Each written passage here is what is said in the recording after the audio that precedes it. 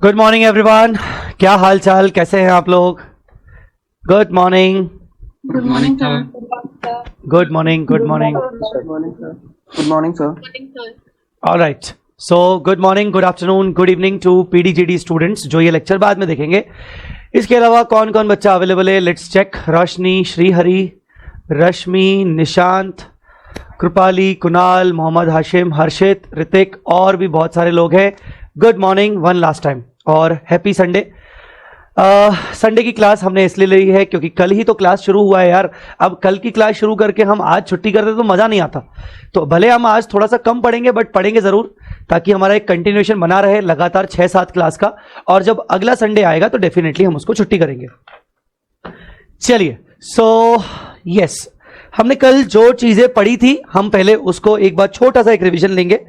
हमने 4 कीवर्ड्स पढ़े थे, इंपॉर्टेंट टर्म्स पढ़ी थी। आपको स्क्रीन दिख रहा है? Alright, alright. So requesting everyone, जिस टाइम पे मैं कुछ पूछूं तो आप उस टाइम पे चाहें तो ऑडियो यूज कर सकते हैं, अदरवाइज आप अपना ऑडियो म्यूट करिएगा। चलिए शुरू करते हैं। सबसे पहले कुछ 4 टर्म्स हमने पढ़े थे और 4 टर्म्स पढ़ते पढ़ते कुछ 1-2 टर्म्स हमने ऐसे भी पढ़ लिए थे। सबसे पहले ट्रांजिशन की बात करें तो ट्रांजिशन का मतलब होता है कि जब हम ओल्ड अकाउंटिंग स्टैंडर्ड्स फॉलो कर रहे थे और अब हमें न्यू अकाउंटिंग स्टैंडर्ड्स फॉलो करने हैं, मतलब इंड एएस फॉलो करने हैं, तो उस चीज को कहते हैं ट्रांजिशन। ट्रांजिशन के अंदर आपको आगे क्या समझाया जाएगा फ्यूचर में कि भाई आपके पास पुरानी बैलेंस शीट है जो कि एएस के अकॉर्डिंग है, सारे जो आइटम्स है वो एएस के अकॉर्डिंग है। आपको जब ट्रांजिशन करना है तो आपको एक पर्टिकुलर डेट पर सारे आइटम्स को चेंज करना है, एक पर्टिकुलर डेट पर। उस डेट को कहते हैं ट्रांजिशन डेट, उस डेट को कहते हैं ट्रांजिशन डेट। तो मैं आपको एक अभी नया कंसेप्ट समझा रहा हूं इसी से जुड़ा हुआ कि अभी आज हमारे वो इंड एएस में आएगा भी कि सपोज मैं फाइनेंशियल ईयर 24-25 से इंड एएस फॉलो करना चाहता हूं, वांट टू फॉलो 24-25 से मैं इंड एएस फॉलो करना चाहता हूं। इसका मतलब 1 अप्रैल 24। इंड एएस कहता है कि तू मुझे फॉलो करना चाहता है 1/4/24 से माना, पर तेरे को इसके लिए एक ट्रांजिशन डेट डिसाइड करनी पड़ेगी। मैंने बोला ये क्या होता है? उसने कहा कि भाई तू मुझे फॉलो तो कर, पर तुझे रिट्रोस्पेक्टिव फॉलो करना पड़ेगा, रिट्रोस्पेक्टिवली। कोई बताएगा रिट्रोस्पेक्टिव का मतलब क्या होता है? रिट्रोस्पेक्टिवली मतलब पहले से, पिछली बार से, अर्लियर टाइम से, है ना? तो ये कहता है कि भाई तुझे रिट्रोस्पेक्टिवली इंड एएस फॉलो करने पड़ेंगे। मैंने ठीक है कर लेंगे, बताओ कितना पीछे? मैंने बोला भाई इतना पीछे नहीं जाएंगे। अब ये बात इंड एएस बनाने वाले भी समझते थे, ये बात आईएफआरएस वाले बनाने वाले भी समझते थे कि यार क्लाइंट कितना पीछे जाएगा, एक कंपनी कितना पीछे जाएगी रिट्रोस्पेक्टिव करने के लिए, उसको इतना परेशान मत करो। तो बस ऐसा करो कि ताकि जब वो करंट ईयर के इंड एएस बनाए, तो हम सब जानते हैं, आपको पता है कि करंट ईयर के साथ हम कंपैरेटिव पीरियड भी प्रोवाइड करते हैं, पिछले साल का प्रीवियस ईयर के फिगर्स एज अ कंपैरिजन देते हैं। आप सबको पता है? Let me show you one thing, wait a minute.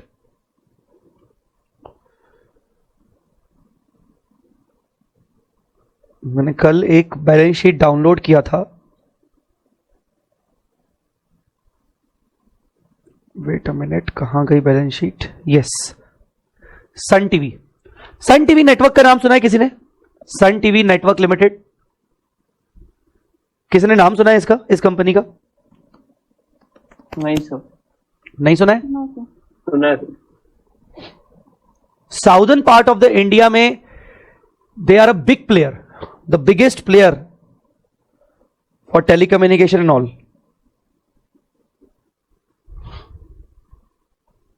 ये सन टीवी नेटवर्क लिमिटेड है, ये इंड एएस फॉलो करती है, ये एक लिस्टेड कंपनी है, ठीक है? और मुझे बहुत कंपनी पसंद है एक्चुअली। ये देखो, अभी उसका रीसेंट जो एनुअल रिपोर्ट अगर आप डाउनलोड करने जाओगे नेशनल स्टॉक एक्सचेंज में, तो आपको ये वाली बैलेंस शीट मिलेगी। अभी जो 22-23 वाला है, अभी वो उसका फाइनलाइज नहीं हुआ है। तो आप देखो ये वाले ईयर को हम क्या बोलते हैं? Current year. ये करंट फिगर्स है। और इसको क्या बोलते हैं? इसको बोलते हैं कंपैरेटिव्स। क्या बोलते हैं बेटा? कंपैरेटिव्स। 22 जो होता है, 22 मतलब इसका करंट वाला है, ये करंट ईयर, और ये कंपैरेटिव्स होते हैं प्रीवियस ईयर। मैं आपको इतना बताना चाहता हूं कि ये कंपनी, फॉर एग्जांपल जो भी कंपनी में एक्स लिमिटेड 24-25 से मतलब 1/4/24 से want to follow Ind AS। अब पॉइंट ये है कि इसको रिट्रोस्पेक्टिव फॉलो करना है, पर रिट्रोस्पेक्टिव भी इतना पीछे नहीं जाना है, इतना पीछे नहीं जाना है कि फिर ये बाकी सारे आइटम्स के ऊपर इंड AS ढंग से लगा ना सके, पर इतना भी करना है कि एटलीस्ट रिट्रोस्पेक्टिव फॉलो करने से एटलीस्ट उसका कंपैरेटिव, अभी मैंने कंपैरेटिव बताया आपको, उसके कंपैरेटिव भी इंड AS के अकॉर्डिंग दिखे, इसके कंपैरेटिव भी इंड AS के अकॉर्डिंग दिखे। तो मुझे क्या करना पड़ेगा? जो रिट्रोस्पेक्टिव डेट डिसाइड होगी उस डेट को कहा जाएगा ट्रांजिशन डेट, और ट्रांजिशन डेट को फिक्स कर दिया गया है। जब भी कोई कंपनी पहली बार इंड AS अप्लाई करेगी, जब भी कोई कंपनी पहली बार इंड AS अप्लाई करेगी, तो इसका प्रीवियस ईयर मतलब 23-24 और प्रीवियस ईयर का बिगिनिंग, प्रीवियस ईयर का बिगिनिंग, बोलो बिगिनिंग डेट कौन सी होगी? 1 April 2023। This would be known as transition date, this would be known as transition date. मतलब अगर तुम करंट ईयर में इंड AS फॉलो करना चाहते हो, यहां से लेकर फॉलो करना चाहते हो, तो तुम्हें पिछले साल के बिगिनिंग से रिट्रोस्पेक्टिव इंपैक्ट देना पड़ेगा अपनी बैलेंस शीट के अंदर। मतलब यह कि तुम्हें तुम्हारी ऑडिटेड बैलेंस शीट जो कि 31 मार्च 2023 की होगी, 31 मार्च 2023, जस्ट अगला दिन 1 अप्रैल, मतलब एक ही बात है। तो तुम्हें तुम्हारी ऑडिटेड बैलेंस शीट 31 मार्च 2023 की जो होगी वो AS के अकॉर्डिंग होगी, अकाउंटिंग स्टैंडर्ड्स के अकॉर्डिंग होगी।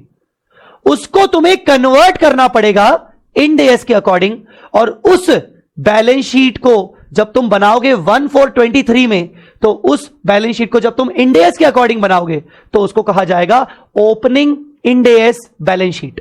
क्या कहा जाएगा? सब लोग बोलेंगे opening Ind AS balance sheet. Opening Ind AS balance sheet, that is retrospectively applied. Follow कर रहा हूं मैं करंट ईयर में, पर मुझे रिट्रोस्पेक्टिव इंपैक्ट उसका देना है पिछले साल के बिगिनिंग से, और पिछले साल के बिगिनिंग पे एक नई बैलेंस शीट बनेगी इंड AS के अकॉर्डिंग, और उस नई बैलेंस शीट को बोलूंगा opening Ind AS balance sheet. Sir उस नई बैलेंस शीट का फिर से ऑडिट करना पड़ेगा? नहीं, no audit, only the figures to be reclassified, restated, represented as per Ind AS। तो जो प्रेजेंटेड हुआ है प्रेजेंटेशन पार्ट, तो उसको कैसे कंफर्म करेंगे कि वो सही किया है प्रेजेंटेशन, जो क्लासिफिकेशन हो? वो उसको करंट ईयर का ऑडिटर चेक करेगा। करंट ईयर का ऑडिटर सिर्फ वेरीफाई करेगा कि ओके इट इज ऑडिटेड, और करंट ईयर का ऑडिटर उससे पहले देखेगा कि हां मैनेजमेंट का अप्रूवल आ गया, दैट्स इट। मैं उसी के फिगर्स के बेसिस पर आगे बढ़ूंगा। Okay sir. तो सर डिस्क्लोजर देना पड़ेगा क्या कोई? और डिस्क्लोजर पूरा रिपोर्ट बनेगा भाई, फर्स्ट टाइम एडॉप्शन हो रहा है, एक छोटा डिस्क्लोजर से कुछ नहीं चलेगा, पूरा फर्स्ट टाइम एडॉप्शन हो रहा है, पूरा इसका रिपोर्ट बनेगा कि हमने एक एक डिस्क्लोजर बोल रहे हो आप। ये सुनो, ये जो बैलेंस शीट है ना मेरे पास, ये बैलेंस शीट 31 मार्च, ये वाली बैलेंस शीट, ये वाली AS वाली 23, ये बैलेंस शीट ऐसे होगी। ये बैलेंस शीट के अंदर इक्विटी एंड लायबिलिटी होगा, फिर यहां असेट्स होगा, बिकॉज ये AS के अकॉर्डिंग है। तो इसमें जितने भी फिगर्स होंगे, लायबिलिटीज चाहे करंट लायबिलिटी हो चाहे नॉन करंट लायबिलिटी हो, असेट्स चाहे करंट हो चाहे नॉन करंट असेट्स हो, ये सारे figure AS amount, AS amount, AS amount, AS amount. अब क्या होगा? इंड AS कहता है जब तू मुझे पहली बार फॉलो करेगा, इस बैलेंस शीट को तू फिर से बनाएगा, तो तुझे सारे अमाउंट इंड AS के अकॉर्डिंग लाने पड़ेंगे। सर इससे तो अमाउंट चेंज हो सकते हैं। हां बिल्कुल सर, मान लो AS में कोई असेट का ट्रीटमेंट था, उसके अकॉर्डिंग 5 करोड़ की वैल्यू आ रही थी, पर अब इंड AS के अकॉर्डिंग ट्रीटमेंट कर रहे हैं तो उसके हिसाब से 4.7 करोड़ की वैल्यू आ रही है। सर ये तो अमाउंट बदल जाएगा। मैंने हां सर ऐसे तो एक बड़ी सारी बैलेंस शीट में बहुत सारे अमाउंट बदलेंगे। मैंने हाँ बहुत सारे अमाउंट बदलेंगे। सर ऐसे तो बैलेंस शीट हो सकता है टैली ना हो। मैंने हाँ हो नहीं होगी। तो सर क्या करेंगे? इंड एएस कहता है क्योंकि तू रिट्रोस्पेक्टिवली अप्लाई कर रहा है। अब मैं तेरे को ये नहीं कह रहा कि तू 4 साल पहले जा, 10 साल पहले जा, जब से तूने एसेट लायबिलिटी खरीदी थी तब से जा। तो इसीलिए इस बैलेंस शीट में कल को डिफरेंस आएगा तो वो अदर इक्विटी में चला जाएगा। अदर इक्विटी मतलब ओपनिंग इक्विटी में पूरा का पूरा डिफरेंस जाएगा, पूरा का पूरा डिफरेंस जाएगा ओपनिंग इक्विटी में। इस बैलेंस शीट को टैली करने के लिए ये लिखा हुआ है इंड एएस के अंदर, वो डिफरेंस जाएगा रिजर्व्स में, अदर इक्विटी में। सर रुको, अभी रुको, सबर करो। चलो सर डिफरेंस चला गया। एक बच्ची ने पूछा सर डिस्क्लोजर देना पड़ेगा। आते हैं अब डिस्क्लोजर पे। इंड एएस बोलता है अब तूने बैलेंस शीट बना ली, अब इसका प्रॉपर एक रिकंसिलेशन बना, इसका एक रिकंसिलेशन बना। मैंने रिकंसिलेशन क्या होता है?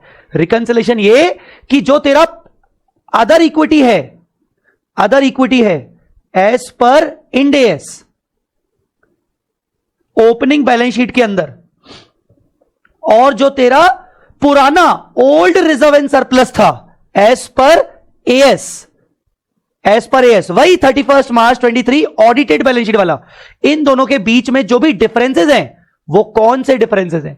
कौन कौन से असेट लायबिलिटी के डिफरेंसेस हैं? तो डिस्क्लोजर की बात कर रहे हो, आपको हर एक आइटम का ब्यौरा देना पड़ेगा कि ये अमाउंट क्यों चेंज किया, कितने से चेंज हुआ, और उसका नोट नंबर नीचे आएगा कि भाई पहला आइटम आपने पीपीई चेंज किया, पीपी आपने दिखाया एज पर इंड एएस 16, उसके कारण डिफरेंस आया 50 करोड़ का। अब इसका नोट नंबर 1 नीचे आएगा कि we followed Ind AS 16, Ind AS के अकॉर्डिंग इतनी वैल्यू थी, पर इंड एएस 16 का ये प्रोविजन होता है, इसके अकॉर्डिंग हमारी ये वाली I value. Refer annexure number this for the working, हम एनेक्जर लगाएंगे उसके पीछे। आया समझ में कि नहीं? तो हर एक चीज का डिफरेंस का एक एक रिकंसिलेशन बनेगा, और ओल्ड रिजर्व जो थे और न्यू इक्विटी आ गया, उसके कारण कितने डिफरेंसेस आए, हर एक डिफरेंसेस की बातें आएंगी और उसके नोट्स आएंगे, फिर उसके एनेक्जर आएंगे। तो दीज आर द डिस्क्लोजर्स, ये डिस्क्लोजर होंगे। और बैलेंस शीट को जब मैंने कन्वर्ट किया था एएस से इंड एएस में, तो ये डिफरेंसेस आएंगे, डेफिनेटली आएंगे, वो डिफरेंसेस पूरे अदर इक्विटी में जाएंगे। कुछ आया समझ में? Yes sir. Yes sir. बेटा इस डेट को क्या बोलेंगे? जिस डेट से, सुनो, जिस ईयर से तुम इंड एएस फॉलो कर रहे हो, तुम्हें रिट्रोस्पेक्टिव जाना पड़ेगा। रिट्रोस्पेक्टिव डेट को कहते हैं, रिट्रोस्पेक्टिव डेट को कहते हैं ट्रांजिशन डेट। Transition date. इसीलिए मैंने तुम्हें ये वर्ड पढ़ाया था, कहां गया? इसीलिए मैंने तुम्हें वर्ड पढ़ाया था transition, from new, following new accounting rules from old accounting rules, transition. अच्छा सर ये ट्रांजिशन फिक्स है, मतलब हमें क्या हर साल पिछले ईयर के बिगिनिंग ही करना है? सर अगर मेरी मर्जी में 4 साल पुराना ट्रांजिशन करूं तो देखो इतना मिनिमम है, पिछले साल के बिगिनिंग से मिनिमम है, यह करना ही पड़ेगा। पर अगर तुम और पीछे जाना चाहते हो तो तुम्हारी इच्छा, कोई कंपनी करती नहीं है। सर क्यों नहीं करती? कौन अपना इतना कॉस्ट लगाएगी? अल्टीमेटली सब करने के लिए आपको बिग फोर्स को हायर करना पड़ेगा, एएस चार्टर्ड अकाउंटेंट्स को हायर करना पड़ेगा। वो बोलेंगे अच्छा करना है 4 साल पुराना, ले 4 गुना फीस। कौन करवाएगा? इतना कॉस्ट खर्चा करने का क्या मतलब है? कोई सेंस ही नहीं बनता। ठीक है, आई होप ये वाला पॉइंट क्लियर है सबको। एक डाउट आया है Hrithik, while changing the amount the difference comes negative or positive, both the negative positive ones, one amount adjusted from other। yes whatever the difference is, चाहे वो नेगेटिव है चाहे वो पॉजिटिव है ऋतिक, चाहे वो नेगेटिव है चाहे वो पॉजिटिव है, it should be directly transfer to the other equity. All right, the next one is other comprehensive income. हमने पढ़ा था अदर कॉम्प्रहेंसिव इनकम P&L का छोटा भाई है। अब ये P&L का छोटा भाई है, इसका मतलब क्या हुआ? बेसिकली जो आइटम अनरियलाइज्ड गेन्स हैं, कुछ specific unrealised gains and losses हैं, उनको आप P&L में मत डालो, उनको आप अलग से दिखाओ OCI में। OCI भी P&L की तरह इनकम्स और एक्सपेंसेस दिखाता है, पर वो कुछ ऐसे इनकम्स और एक्सपेंस दिखाता है जिनको डिफाइन किया गया है रिस्पेक्टिव इंड एएस के अंदर। कल मैंने चार्ट बुक में दिखाया था कि कौन कौन से आइटम ऐसे हैं, तो वो आइटम डिफाइंड है। जो डिफाइंड आइटम है उनको आप OCI में डालोगे। इंड एएस नहीं चाहता है कि उनके कारण, उनको P&L में डालने के कारण डिसीजन मेकर का डिसीजन बदल जाए, हो सकता है उसका डिसीजन इंपैक्ट करे वो वाले आइटम्स के चक्कर में। तो बेटर रहेगा कि उसको अलग से दिखाओ ताकि उस पर अलग से नजर जाए। ठीक है। अल्टीमेटली ओसीआई के अंदर जो आइटम दिखेगा वो दो क्लासिफिकेशन, उसके दो टाइप के होंगे क्लासिफिकेशंस। पहला एनआरपीएल, दूसरा आरपीएल। एनआरपीएल मतलब not to be reclassified to PNL, RPL मतलब to be reclassified to PNL. मतलब वो आइटम जो आपने ओसीआई में दिखा है वो या तो आगे चल के, जब वो आइटम आपने ओसीआई में दिखाया था वो किसी ना किसी असेट लायबिलिटी से रिलेटेड होगा, जब आगे चल के वो असेट लायबिलिटी खत्म हो जाएगी तो उस आइटम को आप डायरेक्टली अदर इक्विटी में ले जाओगे। दूसरा, जैसे रिवैल्यूएशन सरप्लस मैंने कल एग्जांपल दिया था। एक होता है आरपीएल, आगे चल के वो आइटम अगर रियलाइज्ड हो गया तो उसको रिक्लासिफाई, फिर से वो पीएनएल में दिखेगा, ओसीआई से हटकर वो पीएनएल में दिखेगा और पीएनएल के थ्रू वो अदर इक्विटी में आएगा। कल मैंने बताया था ultimate destination is other equity. Ultimate destination is other equity मतलब कोई भी इनकम और एक्सपेंस अदर इक्विटी में किसी ना किसी तरीके से तो आ ही जाएगा। या वो पीएनएल में डालकर नेट प्रॉफिट के रूप में रिटेन्ड अर्निंग के अंदर आ जाएगा, या तो वो ओसीआई में डालकर ओसीआई का नेट इफेक्ट करके डायरेक्टली आपके ओसीआई से रिस्पेक्टिव कॉलम ऑफ ओसीआई जितने भी अदर इक्विटी में वहां आएगा, और या तो फिर ओसीआई से निकल के वापस पीएनएल में जाएगा, फिर नेट प्रॉफिट बढ़ाएगा, फिर रिटेन्ड अर्निंग में आएगा, किसी ना किसी तरीके से वो अदर इक्विटी में आएगा। That is OCI. आगे बढ़ते हैं। फिर हमने क्या डिस्कस किया था? अच्छा, ओसीआई तो ये रहा, ठीक है। Reclassification adjustment. रिक्लासिफिकेशन का मतलब यही होता है कि जब आप किसी आइटम को ओसीआई से निकालकर पीएनएल में ट्रांसफर करते हो उसको कहते हैं रिक्लासिफिकेशन। जब आप उस आइटम को इंड एस के कारण, इंड एस के रिक्वायरमेंट के कारण पीएनएल से निकालकर उसको सॉरी ओसीआई से निकालकर पीएनएल में डालते हो तो उसको बोलते हैं रिक्लासिफिकेशन एडजस्टमेंट, ठीक है। नेक्स्ट इज सोकी। सोकी मतलब बेसिकली सोकी पढ़ने के लिए हमने देखा था कि भाई इक्विटी मतलब क्या होता है। तो equity is equal to equity share capital plus other equity. मतलब इक्विटी में दो चीज आती है, एक आता है शेयर कैपिटल और एक अदर इक्विटी आता है। शेयर कैपिटल मतलब कैपिटल रिलेटेड आइटम्स, और अदर इक्विटी मतलब जो हमने पूरा देखा था कल स्टेटमेंट, जिसके अंदर कई सारे रिजर्व्स, दुनिया भर के रिजर्व्स एंड सरप्लस और बहुत सारी चीजें आती हैं। सोकी क्या बताता है? सोकी एक ऐसा स्टेटमेंट है जो बताता है कि ड्यूरिंग द ईयर कितने चेंजेस हुए इक्विटी कैपिटल में और अदर इक्विटी में, जितने भी रिस्पेक्टिव चेंजेस हुए, positive changes, negative changes, issue किया, बायबैक किया, बोनस दिया, रिजर्व्स ऐड हुए, नेट प्रॉफिट आया, ट्रांसफर किया एक रिजर्व से दूसरे रिजर्व में, आपने रिजर्व से पैसा निकाला, डिविडेंड प्रोवाइड किया, वो सारी चीजें ड्यूरिंग द ईयर में क्या चेंजेस हुए हैं इक्विटी में वो बताता है सोकी, statement of changes in equity. AS के अंदर हम इसको सोकी बनाते तो थे पर हम सोकी नाम नहीं देते थे, हम उसको working note number 1, note number 2 बोलते थे। अब वो सोकी के नाम पे आएगा। ऑलराइट, चलिए ये था हमारा छोटा सा एक रिवीजन। अब आगे बढ़ते हैं। सो आज की बात हम करेंगे introduction to Indian accounting standards. ये एक चैप्टर हमारा शुरू हो रहा है आज के दिन, फर्स्ट चैप्टर हम शुरू कर रहे हैं। ये चैप्टर ऐसा नहीं है, ये चैप्टर पहली बात तो मैं आपको बता दूं कि ये चैप्टर नया इंट्रोड्यूस किया है, but to be very very frank इसकी एक भी लाइन न्यू नहीं है। ये चैप्टर बिना इंट्रोड्यूस किए हुए भी ओल्ड सिलेबस में हम पढ़ाते थे, शुरू से मैं पढ़ाता था, क्योंकि बेसिक्स है यार, मतलब इतना तो पढ़ाना पड़ता ही था कि भाई ये इंड एस आईएफआरएस से कैसे मिले, कैसे आए, क्यों आया, फिर सीरीज जो बनी है उसका क्या कॉन्सेप्ट है सीरीज बनने का, वो सब है इसके अंदर। तो बेसिकली बस इंस्टीट्यूट ने क्या किया इस बार ना, उन्होंने एक चैप्टर बना दिया, पहले वो चैप्टर नहीं था। तो introduction to Indian accounting standard ये हम पढ़ेंगे। इसके अंदर ये जब हम पूरा कंप्लीट कर लेंगे तो इसके अंदर कुछ केस स्टडीज भी हैं स्टडी मॉड्यूल में, और कुछ केस स्टडीज हमारे पास भी हैं, तो वो देखेंगे। मे भी आज ये चैप्टर पूरा कंप्लीट ना हो पाए, पर क्योंकि इसका इंट्रोडक्शन पार्ट है तो बेसिकली आप इसको नॉलेज के पॉइंट ऑफ व्यू से ज्यादा सुनेंगे। मैं आपको पहले से ही डिस्क्लेमर दूं कि आप इसको आज नॉलेज के पॉइंट ऑफ व्यू से ज्यादा सुनेंगे, because you can not expect कि आपसे एग्जाम में सारी बातें छोड़कर वो इंट्रोडक्शन पे पूछेगा कि बताओ आईसीआईएएस कैसे बनाती है, आईसीआई बताओ इंडेस कैसे बनाती है। वो फाउंडेशन वाले बच्चों से पूछ सकता है, इंटर वाले बच्चों से पूछ सकता है, फाइनल वालों से नहीं पूछेगा। तो आज का लेक्चर नॉलेज ओरिएंटेड है बिकॉज ऑफ द चैप्टर ही ऐसा है। अभी आपके पास मॉड्यूल है, आपने कॉपी निकाला है मॉड्यूल का सबने? Yes sir. Yes, sir. All right.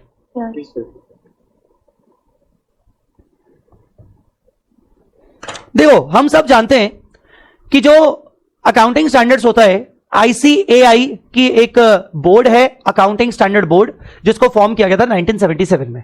आज भी अकाउंटिंग स्टैंडर्ड बोर्ड ही कोई भी इंड एस ड्राफ्ट करता है। हाँ, वो एक अलग बात है कि वो ड्राफ्ट करके अगर कंपनी के ऊपर अप्लाई करना है तो वो लोग एएसबी क्या करता है, वो ड्राफ्ट जाके रिकमेंड करता है नफरा को। नफरा का कोई फुल फॉर्म बताएगा?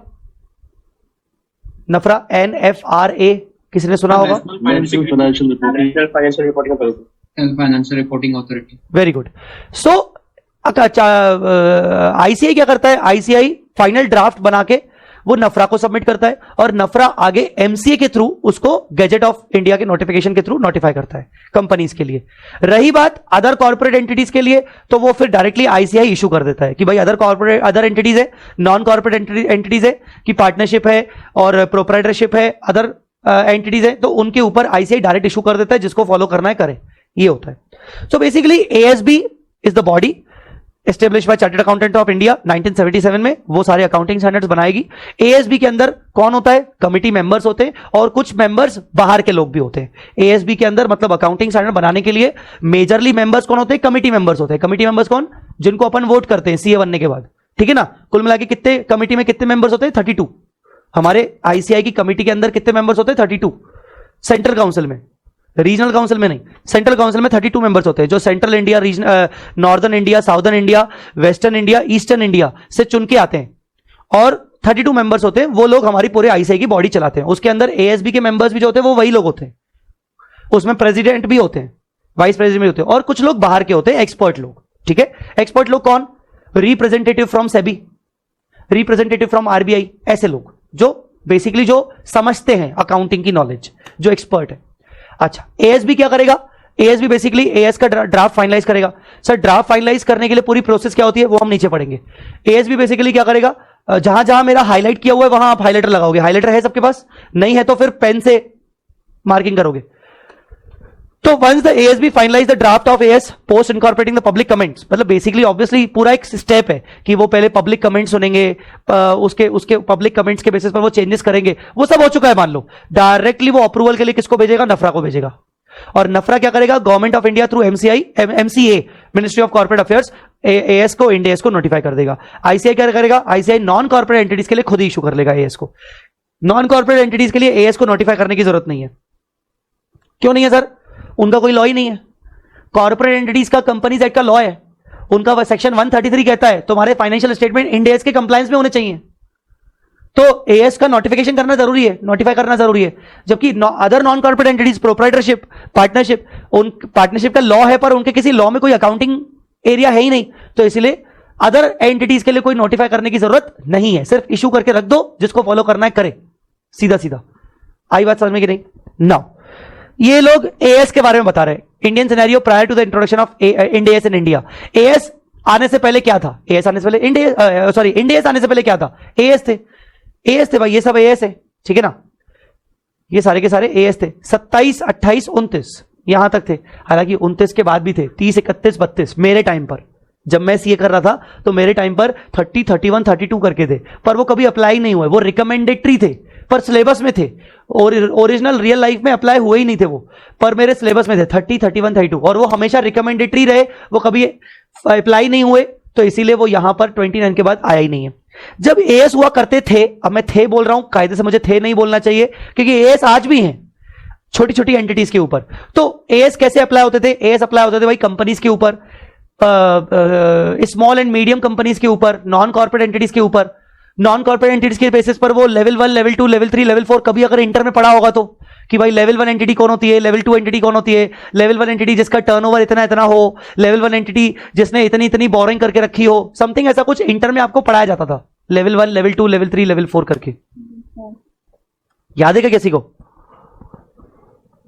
अमाउंट नहीं याद है, याद तो है कुछ। याद तो है सर कुछ कुछ। और कुछ बच्चे सोच रहे होंगे सर इतना जलील मत करो हमें, हम सर फाइनल में आ गए हैं। अब आपने आज के बाद अगर ये इंटर की बात की, सर हम पीछे मुड़ के नहीं देखना चाहते, हमें जलील मत करो। हम पढ़ के आए नहीं पढ़ के आए, हमारी मार्कशीट में पास लिखा हुआ है, बात खत्म। मैं तो करूंगा बीच बीच में जलील तुम लोगों को। याद है तुम लोगों ने एएस में क्या पढ़ा था? कभी कभार मैं बोलूंगा, क्योंकि I have to take some base. ऐसा नहीं कि मैं समझाऊंगा नहीं उस बेस के बाद, बट कुछ तो बातें करनी पड़ेगी, जलील करूंगा मैं तुम लोगों को बीच बीच में। हाँ वापस आते। तो बेसिकली एएस का क्या, ये पढ़ने की कोई जरूरत नहीं है बेसिकली, तुम्हारे क्या मतलब, बट फिर भी कि प्रायर पोजीशन क्या हुआ करती थी, वो एसएमईज, नॉन एसएमईज, उसके हिसाब से हर एक एएस की एप्लीकेबिलिटी थी। किसी के ऊपर कोई एएस लगता नहीं था, जैसे कैश फ्लो स्टेटमेंट है तो वो लेवल 1 कंपनीज के ऊपर, लेवल 1 एंटिटी बोलना चाहिए, और उसके बाद नहीं लगता था। तो ऐसे करके हर एएस की एप्लीकेबिलिटी बताई गई थी कि यार कैसे कैसे कंपनीज के और एंटिटीज के ऊपर लगेगा, ये वाली पोजीशन थी। इससे हमें क्या ही करना, क्या मतलब है? अभी तो हमारा इंडेस है, और इंडेस का बढ़िया है, ये सब फालतू चीजें नहीं है, एसएमई नॉन एसएमई। इंडेस में सिंपल है, लिस्टेड कंपनी हमेशा लगेगा। सुन लो पहली बात मेरी बात, अभी आगे पढ़ाऊंगा पर मैं अभी आपको सिंपल बता रहा हूं। इंडेस किसके ऊपर लगेगा? ऑल लिस्टेड कंपनी, बात खत्म। Second, all unlisted companies having net worth of 250 crore और मोर, नेटवर्थ ऑफ 250 करोड़ और मोर इन द लास्ट ईयर, उसके ऊपर भी लगेगा। थर्ड, जितनी भी मैंने ये कंपनी बताई, लिस्टेड कंपनी अनलिस्टेड, इन सबकी सब्सिडरी कंपनीज के, एसोसिएट कंपनीज और ज्वाइंट वेंचर्स कंपनीज के लिए भी लगेगा, चाहे उनकी नेटवर्थ, चाहे वो लिस्टेड, चाहे वो अनलिस्टेड, चाहे वो घंटा कुछ भी हो, सबके ऊपर लगेगा। तो कुल मिला के पहला, लिस्टेड कंपनी के ऊपर इंडेस लगेगा। लिस्टेड कंपनी की नेटवर्थ कितनी भी हो, चाहे 1 रुपए की हो, चाहे नेगेटिव हो, लगेगा। सेकंड, अनलिस्टेड कंपनी, उनकी नेटवर्थ 250 करोड़ और मोर, लगेगा। तीसरा, इन सबकी holding subsidiary associate joint venture, लगेगा। खत्म बात। इंडेस इन सब पे लगेगा। कुछ आया समझ में कि नहीं? अनलिस्टेड प्राइवेट पब्लिक दोनों? बेटा अनलिस्टेड मतलब प्राइवेट हो गई ना, आप कुछ भी अनलिस्टेड में प्राइवेट भी आ गई, जो भी कंपनी बोल दो। अब कुल मिला के नेटवर्थ चेक करना है, समझे? Yes sir. दूसरी बात, सर कल को नेटवर्थ 250 से नीचे आ गई, वापस इंडेस से उठ के एएस में जाएंगे? नहीं, Ind AS once applied shall always be applied. तो ये मैंने डाउट ही खत्म कर दिया। बाद में तुम लोग डाउट पूछोगे, सर नेटवर्थ तो बढ़ भी सकती है गिर भी सकती है। जब बढ़ गई थी तो इंडेस पे आ गए, गिर गई तो वापस से जम करके एएस में। नहीं, पागल हो क्या? कौन टाइम वेस्ट करेगा अपना? एंटिटी बोलेगी पागल, बस यही समझाएगा। धंधा करना है कि नहीं करना है हम लोगों को, बस हम यही करते रहेंगे। बस ये बनाओ, ये करो, ये करो, ये करो, ये करो, ये करो, कंसल्टेंट्स को हायर करो, ऐसा नहीं करेंगे हम। Once Ind AS applied shall always be applied, simple. अच्छा, देन तो ये था इंडेस का एप्लीकेबिलिटी। तो मैं ये क्यों बता रहा हूं, क्योंकि ये एएस का इतना फालतू नहीं कि ये एएस स्पेप कितना लगेगा, कितने नहीं लगेगा। इंडेस एक बार लगेगा तो पूरा लगेगा, आपको सब कुछ लगाना है। जैसे एएस में क्या था, आप देखो, यस विथ डिस्क्लोजर एग्जम्पशन, कहीं कहीं आपको मिलेगा, एप्लीकेबल विथ सम एग्जम्पशंस। इंडेस में ऐसा नहीं है, लगेगा 100% लगेगा। ऐसा नहीं कि ये वाले इंडेस लगेंगे पर इस इंडेस के डिस्क्लोजर एक्सेप्शन है ना, लगेगा तो पूरा लगेगा। कंप्लायंस करना है तो पूरा करना है, और तो और आपको कंप्लायंस अगर करना है तो पूरा करना है, और आपको बताना भी पड़ेगा कि पूरा कंप्लायंस हुआ है। एक मिनट, जे देखो ऑल्टर ने क्या बोला है सन टीवी के, in our opinion and to the best of our information and according to the explanation given to us, जैसा हमें एक्सप्लेनेशन दिया गया है और हमारे पास जितनी इंफॉर्मेशन अवेलेबल है उसके अकॉर्डिंग हम ये कह सकते हैं कि इन कंपनी का जो स्टैंड अलोन फाइनेंशियल स्टेटमेंट है। Sir stand alone financial statement का मतलब क्या होता है? चलो यहीं पर पॉज करते हैं। स्टैंड अलोन फाइनेंशियल स्टेटमेंट मतलब सर कंपनी के विदाउट इंक्लूडिंग सब्सिडीज और होल्डिंग का डाटा, जो सब्सिडीज है उनके फाइनेंशियल्स के अलावा, सन टीवी का सिर्फ विदाउट होल्डिंग और विदाउट कंसोलिडेशन, विदाउट मर्जर, कह सकते हैं without consolidation, without merger. Stand alone मतलब अगर मेरी 4 सब्सिडरी कंपनीज हैं और 4 सब्सिडरी कंपनीज के की बैलेंस शीट को मैंने मर्ज किया है तो वो कंसोलिडेटेड बैलेंस शीट हो गई, वो कंसोलिडेटेड फाइनेंशियल स्टेटमेंट हो गए। पर अगर मैं उनको मर्ज नहीं कर रहा हूं, मैं सिर्फ अपने फाइनेंशियल स्टेटमेंट बना रहा हूं सेपरेट, तो उसको बोलते हैं स्टैंड अलोन। तो स्टैंड अलोन का मतलब होता है सेपरेट फाइनेंशियल स्टेटमेंट। आप दूसरा इसका कीवर्ड लिख सकते हो सेपरेट फाइनेंशियल।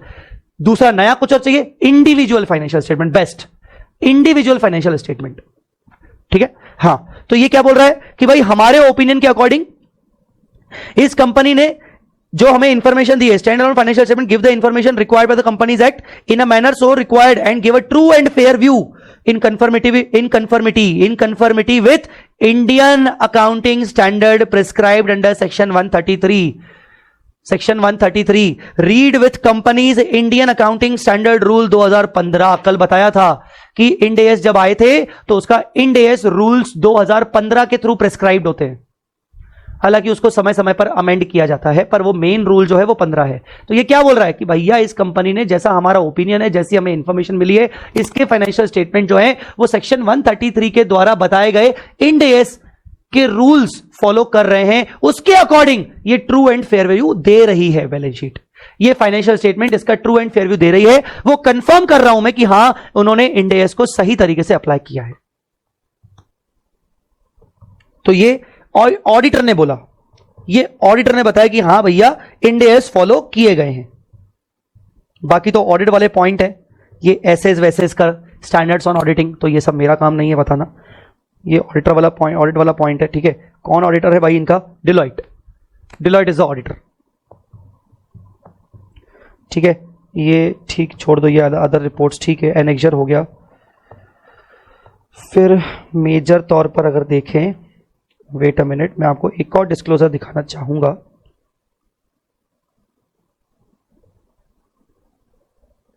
ये अब कंपनी बता रही है, वो ऑडिटर रिपोर्ट थी, अब कंपनी देखो, statement of compliance and basis of preparation of financial statement.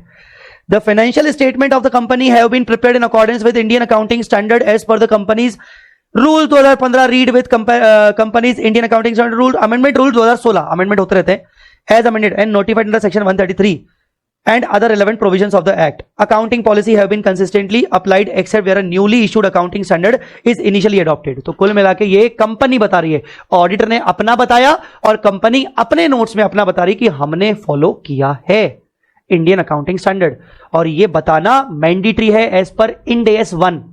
End S 1 जो पहला इंड एस है वो कहता है जब भी कंपनी फाइनेंशियल स्टेटमेंट्स बनाएगी तो वो एक्सप्लिसिटली फॉलो करेगी, एक्सप्लिसिटली वो बताएगी कि हमने इंड एस को फॉलो किया है, ऐसा। तो वापस आते हैं, कहां गया, वापस आते हैं। मेरा सिर्फ आपको कहने का मतलब है कि एएस की तरह ये नहीं करना है, applicable with some exception, Ind AS लगेगा तो पूरा लगेगा। चलिए आगे बढ़ते। अकाउंटिंग स्टैंडर्ड्स के अपने लिमिटेशंस थे। क्या लिमिटेशंस थे अकाउंटिंग स्टैंडर्ड्स के? क्या है यार, देखो अकाउंटिंग स्टैंडर्ड्स बनाए गए कब? 80s से लेकर 1977 में तो एएस भी डेवलप हुआ। फिर उन्होंने अदर कंट्रीज के अकाउंटिंग स्टैंडर्ड्स देखे कैसे है क्या है, 80s में जाके अपने अकाउंटिंग स्टैंडर्ड्स बनाए, वो भी पूरे कॉपी किए, कहां से? यूरोपियन कंट्रीज से, ठीक है ना, यूरोपियन कंट्रीज से कॉपी किए, फिर बनाते गए। यूरोपियन कंट्रीज के अकाउंटिंग स्टैंडर्ड्स अमेंड होते गए एज पर द सिचुएशन। बड़ा चेंज तब आया जब इंडिया में 1994 में फाइनेंस मिनिस्टर ने बेसिकली नेशनलाइजेशन स्कीम लाई और पूरे भारत में बेसिकली बदलाव हुआ। आपको पता होगा कि when Manmohan ji was the finance minister, उस टाइम पे बेसिकली इंडिया में बहुत बड़े बदलाव हुए, तो बाहर की कंपनियां आके इंडिया में काम करने लगी, इंडियन कंपनीज को भी मौका मिला बाहर जाने में। तो नेशनलाइजेशन जब हुआ, स्कीम पूरा हुआ, तो उस केस में क्या हुआ कि बहुत सारे फॉरेन इन्वेस्टर्स आने लगे and they came, they saw the financial statements as per accounting standards, they actually couldn't compare their financial statements with their own countries financial statements. So there was a ambiguity कि यार हर country के अलग अलग financial accounting standards के according अलग अलग financial statement, ये तो गड़बड़ जा रहा है। और एएस लिटरली 20 साल बाद हमें फील होने लगा कि मतलब बहुत पुराने हो गए। तो आपने अभी सुना है, अभी इंडिया में G20 समिट का आपने सुना है क्या? G20 जो देश हैं, पूरे कंट्रीज हैं, किसने सुना है? G20 summit. तो G20 समिट में कई सारे देश जैसे भारत, यूरोप के कुछ कंट्रीज, अमेरिका, इटली तो यूरोप में ही हो गया, तो ऐसे कुछ कंट्रीज G20 में पूरे मेंबर्स है G20 के। और इसके अलावा अदर कंट्रीज ने भी ये मिलकर डिसाइड किया कि let's make one common accounting standard, uniform accounting standard, जिसको all over the world apply किया जा सके, हर कंट्री उसको अप्लाई करे। हां, थोड़े बहुत एक्सेप्शंस अपने किए जा सकते हैं। Let's start with this. तो फिर इससे क्या होगा, अकाउंट जो पुराने अकाउंटिंग स्टैंडर्ड्स होंगे, वो जो एम्बिग्विटीज थे वो सब खत्म हो जाएंगे, क्योंकि हमारे देश के अकाउंटिंग स्टैंडर्ड्स जो अकाउंटिंग ट्रीटमेंट बता रहे हैं वो अमेरिकन अकाउंटिंग स्टैंडर्ड्स नहीं बता रहे, कुछ और बता रहे, यूरोप के कुछ और बता रहे। अब मेजर इन्वेस्टर्स वहां से ही आते हैं, यूरोप से आते हैं, अमेरिका से आते हैं, तो बेसिकली वहां पर गड़बड़ हो रही थी कि हमारे फाइनेंशियल स्टेटमेंट कंप्लाई नहीं कर रहे थे उनके कंट्री के अकॉर्डिंग। तो वो फिर क्या है, इन्वेस्टमेंट करने में प्रॉब्लम आ रही थी, कंपैरिजन करने में प्रॉब्लम आ रही थी। They couldn't understand the language of accounting of our entities, so इसीलिए उनको चेंज किया गया। Emergence of global accounting standard, इसके लिए क्या किया गया, बहुत समय पहले से ही यूरोप में इंटरनेशनल अकाउंटिंग स्टैंडर्ड कमिटी, जिसका आज नाम बदल गया है, इंटरनेशनल अकाउंटिंग स्टैंडर्ड बोर्ड हो गया है। पहले वो कमिटी थी, अब वो बोर्ड हो गया है, IASC, अब वो हो गया IASB। तो ये पहले से ही कमिटी बनी हुई थी, ये यूरोप की थी बेसिकली। आप देखोगे इसमें मैक्सिमम कंट्रीज आपको यूरोप के दिखेंगे। कौन कौन सी कंट्रीज है भाई? कनाडा छोड़ दे, यूरोप में नहीं है। ऑस्ट्रेलिया छोड़ दे। अब यहां से देखना शुरू करो। फ्रांस, जर्मनी, जापान नहीं है, मैक्सिको नहीं है, नीदरलैंड्स, यूके, आयरलैंड और लास्ट में यूनाइटेड स्टेट्स ऑफ अमेरिका। ये सारे कंट्रीज ने मिलकर ये इंटरनेशनल कमिटी बनाई ताकि वर्ल्ड वाइड बेसिस पर accounting standards, maximum countries same accounting standards follow किए जाए। और ये यूरोपियन कंट्रीज के अलावा भी कुछ और देश थे। ठीक है, आगे चल के इसका नाम ये देखो IASB हो गया, नोन एज IASB। सॉरी, ये तो IASC लिखा है यहां पर, कहीं आपको दिखेगा IASB हो गया। तो बेसिकली IASB क्या करता है? सेम जैसा इंडिया में ASB है वैसा इंटरनेशनली IASB है। इंडिया का ASB क्या करता है? इंड AS निकालता है। इंटरनेशनल वाला IASB क्या करता है? IFRS निकालता है, क्योंकि हमारे इंड AS तो बेसिकली IFRS से बने हुए हैं। ठीक है ना? जैसे मैं कल की क्लास में आपको समझा रहा था कि एक नया इंड AS आ सकता है। मैंने कल बताया था आपको? मैंने नहीं बताया था, कल बताया था मैंने, नया इंड AS आ सकता है 117। हाँ, तो 117 कैसे बनेगा? IFRS से आएगा, और IFRS आ चुका है, IFRS 17। IFRS 17 को हम बोलेंगे 117 एक्चुअली। अब ये सीरीज कैसे डिसाइड होती है ये भी बताऊंगा। तो IFRS 17 IASB ने निकाल लिया है, अप्लाई हो भी गया है, बट अभी भारत में अभी नहीं आया, अभी उस पर बात चल रही है, अभी उस पर काम चल रहा है। ठीक है, यस, IASB यहां पर आ गया। IASB आगे चल के IASC को चेंज करके IASB फॉर्म किया गया 2000 में, 1 जुलाई में। अब ये वाली सारी बातें पुरानी है, हिस्ट्री है, तो इसलिए अपन थोड़ा सा फास्ट चलेंगे इस पे। IASB members responsible for the development and the publication of international financial report accounting standards या रिपोर्टिंग स्टैंडर्ड्स। बेसिकली IASB क्या करती है? IASB IFRS बनाती है। तो पहले कौन थी? पहले IASC। वो क्या करती थी? इंटरनेशनल अकाउंटिंग स्टैंडर्ड बनाती थी। जैसे बच्चों जैसे हमारे भारत में AS से इंड AS आए, वैसे ही इंटरनेशनली पहले IAS हुआ करते थे और उससे IFRS आ गए। ऐसा कंसेप्ट है। पहले हमारे यहां क्या था? AS। तो इंटरनेशनली IASC ने क्या निकाल के रखे थे? IAS, international accounting standard. अब हमारे यहां क्या आ गया? इंड AS, और उनके यहां पर क्या आ गया? IFRS। उसको बदल के IFRS कर दिया गया। तो IASB बनाती है। ठीक है, नाउ ये जरूर याद रखना एज अ नॉलेज पर्पस के लिए, 2 prominent and widely adopted accounting standards have emerged. पूरे देश में जो सबसे तगड़े, बहुत ही स्ट्रांग और वाइडली एक्सेप्टेड अकाउंटिंग स्टैंडर्ड्स है ना, वो ये 2 हैं। हमारे इंडिया के भी नहीं है, वो 2 हैं। पहले US गैप, ये नाम तो तुमने कई बार सुना होगा। US GAAP accounting standard set by US financial accounting standard board, FASB, financial accounting standard board. पूरा अमेरिका कवर करता है, स्टेट्स ऑफ अमेरिका, सब कुछ। उन कंपनीज के ऊपर आज भी FASB का रूल है, और वो निकालते हैं US गैप, मतलब अकाउंटिंग स्टैंडर्ड्स वहां के। और दूसरे वाइडली एडॉप्टेड है IFRS। यूं समझो कि इन दोनों को एक तरीके से बहुत ही, ये दोनों मिरर इमेज है। मतलब IFRS और ये US गैप, ये दोनों अलग अलग अथॉरिटीज के द्वारा निकाले गए, पर ये दोनों बेसिकली बहुत कॉमन है, बहुत लगभग सेम है। बहुत ही कम एक्सेप्शन है इन दोनों के बीच में, मतलब बहुत ही कम डिफरेंसेस है इन दोनों के बीच में। निकाले दोनों अलग अलग अथॉरिटीज है। IFRS are issued by IASB, जहां पर यूरोपियन कंट्रीज का डोमिनेंस है। UK, Ireland, Germany, Italy, France, इनका डोमिनेंस ज्यादा है। और US GAAP basically dominated by states of America, all the states of America.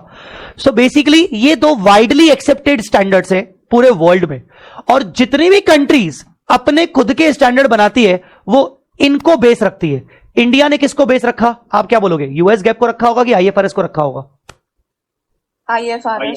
IFRS। India ने IFRS को बेस रखा।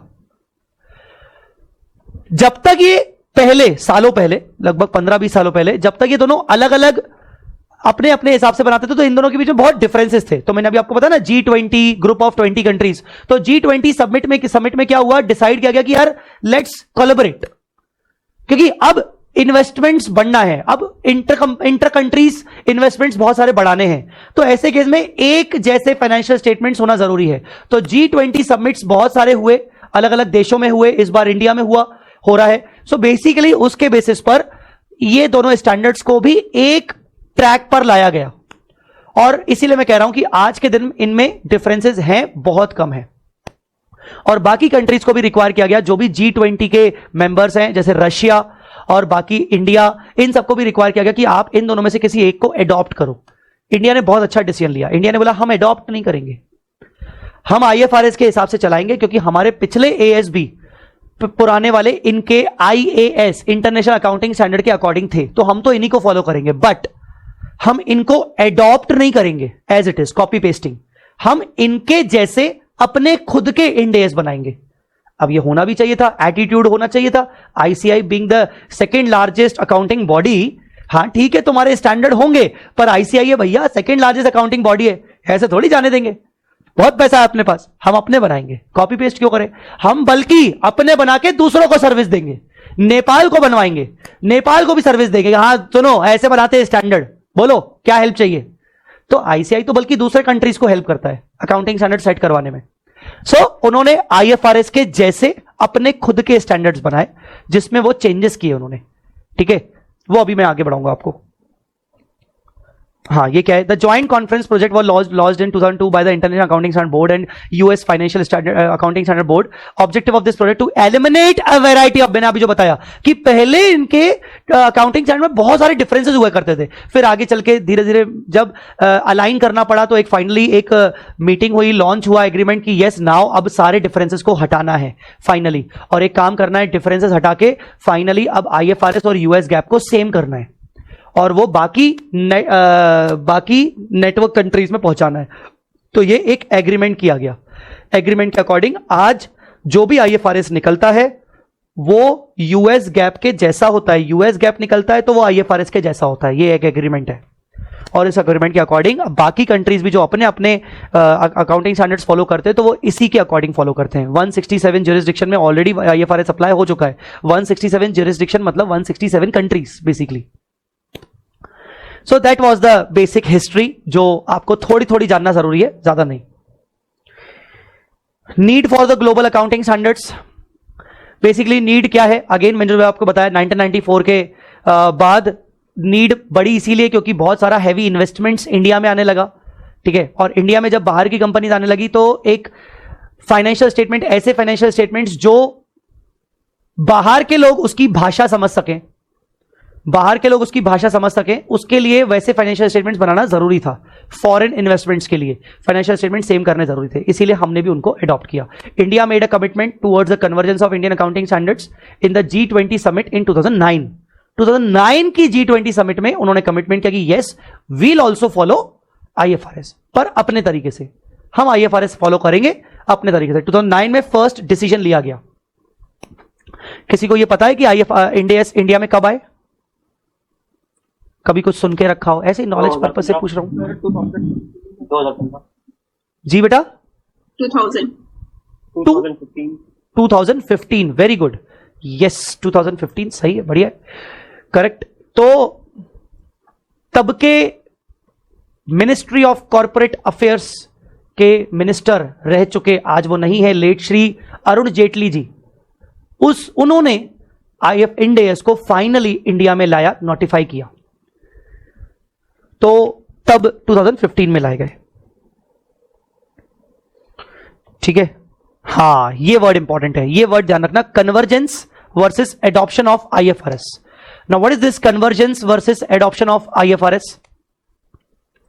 एडॉप्शन का मतलब होता है 100% सेम टू सेम IFRS की कॉपी पेस्टिंग। जैसा IFRS में लिखा है पैराग्राफ, वैसा का वैसा उठा देना और उसी को फॉलो करना। भले नाम चेंज कर दो, जैसे नेपाल की कंट्री बोलेगी नेपाल अकाउंटिंग स्टैंडर्ड्स, बांग्लादेश बोलेगा Bangladesh accounting standards, BAS, NAS, but अगर आप एडॉप्शन कर रहे हो तो IFRS का word to word same to same copy paste करोगे। कन्वर्जेंस का मतलब होता है नहीं, हम word to word copy paste नहीं करेंगे, हम अपने स्टैंडर्ड बनाएंगे और कोशिश करेंगे कि वो आपके IFRS के समान दिखें, पर जहां जहां हमें बदलाव करना चाहिए, क्योंकि हमारे इकोनॉमिक एनवायरनमेंट अलग है, हमारी कंट्री के इकोनॉमिक एनवायरनमेंट अलग है, यहां के एंटिटीज की सोच अलग है, तो हमें उस सोच को भी ध्यान में रखना है। तो जरूरी नहीं कि IFRS के सारे प्रिंसिपल्स को हम फॉलो करें, सारे रूल्स को फॉलो करें, उसको कहा जाता है कन्वर्जेंस। इंडिया ने क्या किया होगा? कन्वर्जेंस की एडॉप्शन, कन्वर्जेंस, इंडिया ने कन्वर्जेंस किया। सो एडॉप्शन का मतलब, एडॉप्शन ऑफ IFRS का मतलब 100% compliant with the guidelines. Adoption मतलब 100%। आप लोग टिक लगा रहे हो कि नहीं कर रहे हो? लगा रहे हो। हाँ, और अगर नहीं कर रहे हो तो अगर किताब सामने नहीं है तो लिखते जाना ये पॉइंट्स, क्योंकि मुझे पता है कि ये चैप्टर एक बार उठाओगे, बाद में कभी नहीं उठाओगे, क्योंकि तुम्हें टाइम नहीं मिलने वाला है। FR बहुत बड़ा है और इस चैप्टर की औकात नहीं है, एक्चुअली में औकात नहीं है। अभी पढ़ रहे हो, एक बार पढ़ के done, this is just for your knowledge only. तो ये अभी बस लगाते जाओ ताकि बाद में तुम्हारा टाइम वेस्ट ना हो। हाँ, कहां गए अपन? ये रहा। तो एडॉप्शन मतलब 100% कंप्लाइंट, जबकि कन्वर्जेंस मतलब क्या? Converged with IFRS, it has adopted IFRS with some exceptions and work with IASB towards those exceptions to reach at a point wherein there are no differences left. हम अपने बनाएंगे, ASB ने कहा हम अपने बनाएंगे, IASB को कहा कि आपके साथ बना के बैठेंगे, देखेंगे कहां कहां डिफरेंसेस आ रहे हैं, कोशिश करेंगे कि डिफरेंसेस को कितना हम कम कर सके, पर फिर भी अगर डिफरेंसेस बनेंगे तो ठीक है, अदरवाइज डिफरेंसेस को कम करके आगे इशू कर देंगे। तो ASB जब भी इंड AS बनाता है, ड्राफ्ट करता है, तो उसकी एक कॉपी IASB को जाती है, IASB चेक करता है, IASB के रिकमेंडेशंस आते हैं। सर इन डिफरेंसेस को क्या बोला जाएगा? अगर कल को कोई इंड AS आया जो कि एक IFRS से अलग हुआ, तो डिफरेंसेस हो गए, इन डिफरेंसेस का कोई नाम है क्या? हां, इन डिफरेंसेस का नाम है कार्व आउट। क्या बोलूंगा मैं? Carve out, curve outs. What is curve outs? IFRS के अकाउंटिंग ट्रीटमेंट को इंडियन अकाउंटिंग स्टैंडर्ड में फॉलो नहीं किया गया, उनके वाले प्रिंसिपल को नहीं लिया गया, उसको आउट कर दिया गया, that is called carve out. एक दूसरा टर्म है कार्विन। कार्विन मतलब उल्टा IFRS की बातों को तो जैसा लिया गया था, पर उल्टा इंडियन अकाउंटिंग स्टैंडर्ड में एक नया ट्रीटमेंट लाया गया जो कि IFRS में भी नहीं है, जो कि IFRS में भी नहीं है। इंडियन अकाउंटिंग स्टैंडर्ड में एक नया ट्रीटमेंट लाया गया जो IFRS के अंदर भी नहीं है, उसको कहते हैं कार्विन। चलो एग्जांपल से बात करते हैं। सर वापस से जलील करोगे आप? हां, CA inter, advance accounts, AS 14, नाम बोलो।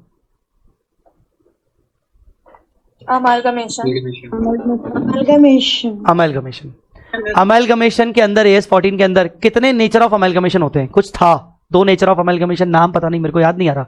इन the nature of merger, in the nature of merger, in the nature of purchase. ठीक है, अब वो AS था, ठीक है, इन the nature of merger, in the nature of purchase. AS से हम इंड AS में आए, इंड AS हमने बनाया बिकॉज ऑफ IFRS।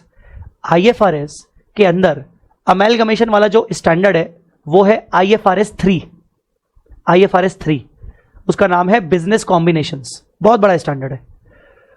तो IFRS 3 कहता है भैया अमेलगमेशन तो एक ही होता है, which is amalgamation in the nature of purchase. नाम उन्होंने अलग कर दिया, they call it acquisition. Basically amalgamation, business acquisition एक ही होता है, that is called acquisition. Ind AS ने बोला नहीं नहीं नहीं नहीं, एक नहीं होता है, 2 होते हैं। जो तुम बोल रहे हो वो तो होता ही होता है, पर इन द नेचर ऑफ मर्जर भी होता है। उन्होंने बोला नहीं नहीं नहीं नहीं होता है। हमने बोला होता है, हम करेंगे। अरे ऐसे मत करो, नहीं हम करेंगे, क्योंकि हमारा income tax act 1961 amalgamation in the nature of merger में कई सारी कंपनीज को एग्जम्पशंस देता है, उनके लॉसेस को कैरी फॉरवर्ड करता है। हमें लाना ही पड़ेगा, हमारे पास कोई चॉइस ही नहीं है, इंडिया ने कहा। तो इन्होंने बोला हाँ ठीक है, IFRS वालों ने बोला ठीक है, अब क्या करें, that is called Corvin. India ने स्पेशली इंड AS बनाते वक्त इन द नेचर ऑफ मर्जर को ऐड किया, बोला नहीं हम तो लाएंगे, हम तो अकाउंटिंग करवाएंगे। क्योंकि अकाउंटिंग करवाना जरूरी है, क्योंकि इनकम टैक्स भी उस amalgamation in the nature of merger के बेसिस पे कुछ डिडक्शन एग्जम्पशंस देता है और कुछ कैरी फॉरवर्ड के बेनिफिट्स देता है। तो उसको बोला गया कार्विन। मतलब internationally amalgamation in the nature of merger कुछ नहीं है आईएफआरएस के अंदर, पर इंडिया में इंड एस के अंदर वो है। तो ऐसे चेंज को कहा जाता है कार्विन। अरे बोलो ना हाँ या ना यार, समझ में आ रहा है कि नहीं? Yes, sir. Sir carve out का भी एग्जाम्पल दे देते तो अच्छा होता सर। ठीक है, जलील करना अगर तुम्हें इतना अच्छा लगता है जलील होना तो बताओ, ले लो। वही same AS 14 amalgamation in the nature of purchase के अंदर हम जब एंट्री करते थे, याद हो तो अच्छी बात है, याद नहीं हो तो कोई बात नहीं, हम एंट्री करते थे business purchase account debit to liquidator of transferor company. फिर एंट्री करते थे असेट्स अकाउंट डेबिट, हम असेट्स टेक ओवर करते थे, हम लाइबिलिटीज टेक ओवर करते थे। Assets account debit to liabilities to business purchase. और जो डिफरेंस आता था वो कहां डालते थे? गुडविल Building या capital reserve. Very good, very good.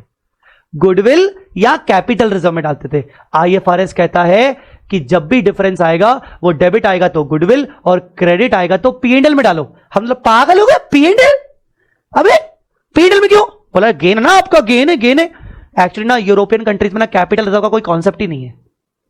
हमने बोला ना बाबा, ये हमसे ना हो पाएगा, प्रॉफिट को तुम बोल रहे हो पीएनएल में डालो। भैया ये कैपिटल नेचर का प्रॉफिट है और ये कोई हमें कैश में रियलाइज नहीं हुआ है, ये हमें असेट के फॉर्म में रियलाइज हुआ है। अरे भाई कैपिटल रिजर्व का मतलब क्या होता है? कैपिटल रिजर्व का मतलब यह होता है कि तुमने जो पीसी दिया 100 रुपए और जो तुमने नेट असेट एक्वायर किया 105 रुपए, मतलब तुमने असेट ज्यादा एक्वायर कर ली तो तुम्हें कैपिटल रिजर्व हो रहा है। एंट्री करते net assets account debit 105 to business purchase मतलब पीसी 100, और जो डिफरेंस आएगा वो टू कैपिटल रिजर्व में जाएगा।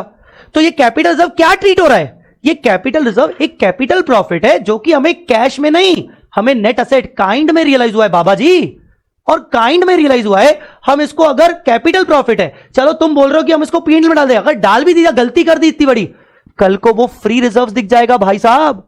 और अगर कल को वो फ्री रिजर्व दिख जाएगा तो कल को अगर डिविडेंड डिमांड किया जाएगा हमसे कि तुम्हारे पास इतना अच्छा खासा फ्री रिजर्व है, इतना अच्छा फ्री रिजर्व है, डिविडेंड दो, डिविडेंड दो, डिविडेंड बांटना पड़ेगा। गलत फायदा उठाएंगी कंपनी लोग इसके नाम पर, डिविडेंड बांटेंगी कंपनीज, अपनी कंपनी में डिविडेंड बांटा जाएगा। हम नहीं करेंगे ये, नहीं नहीं नहीं नहीं, ये फेवर में नहीं है, ये पब्लिक फेवर में नहीं है। पब्लिक का पैसा गलत तरीके से यूज होगा, मतलब डिविडेंड जब बांटा जाएगा तो पब्लिक का पैसा यूज होगा, जबकि पैसा है ही नहीं कंपनी में, नेट असेट आए। हम नहीं करने वाले, इंडिया ने मना कर दिया।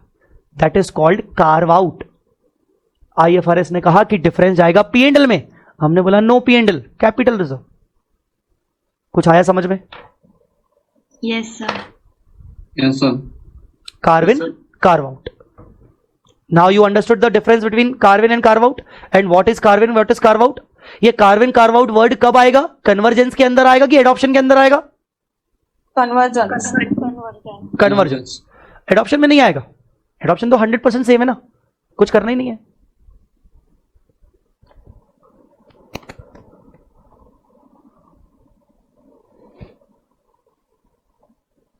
Countries like Canada, Bahrain, Cambodia have adopted IFRS, while countries like India, China, Hong Kong have converged with IFRS.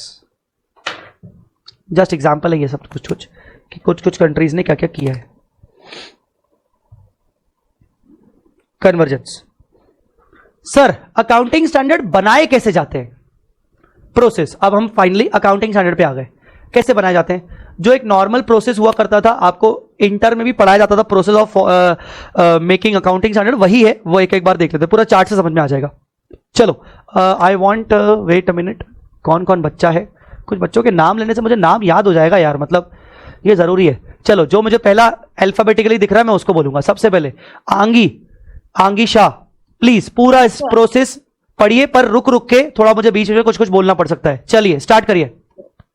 IASB issues its IFRS or updates the existing one. Wait, IASB issues the IFRS, ये किसकी बात चल रही है? India में बात चल रही है कि कंट्री के बाहर चल रही है बात?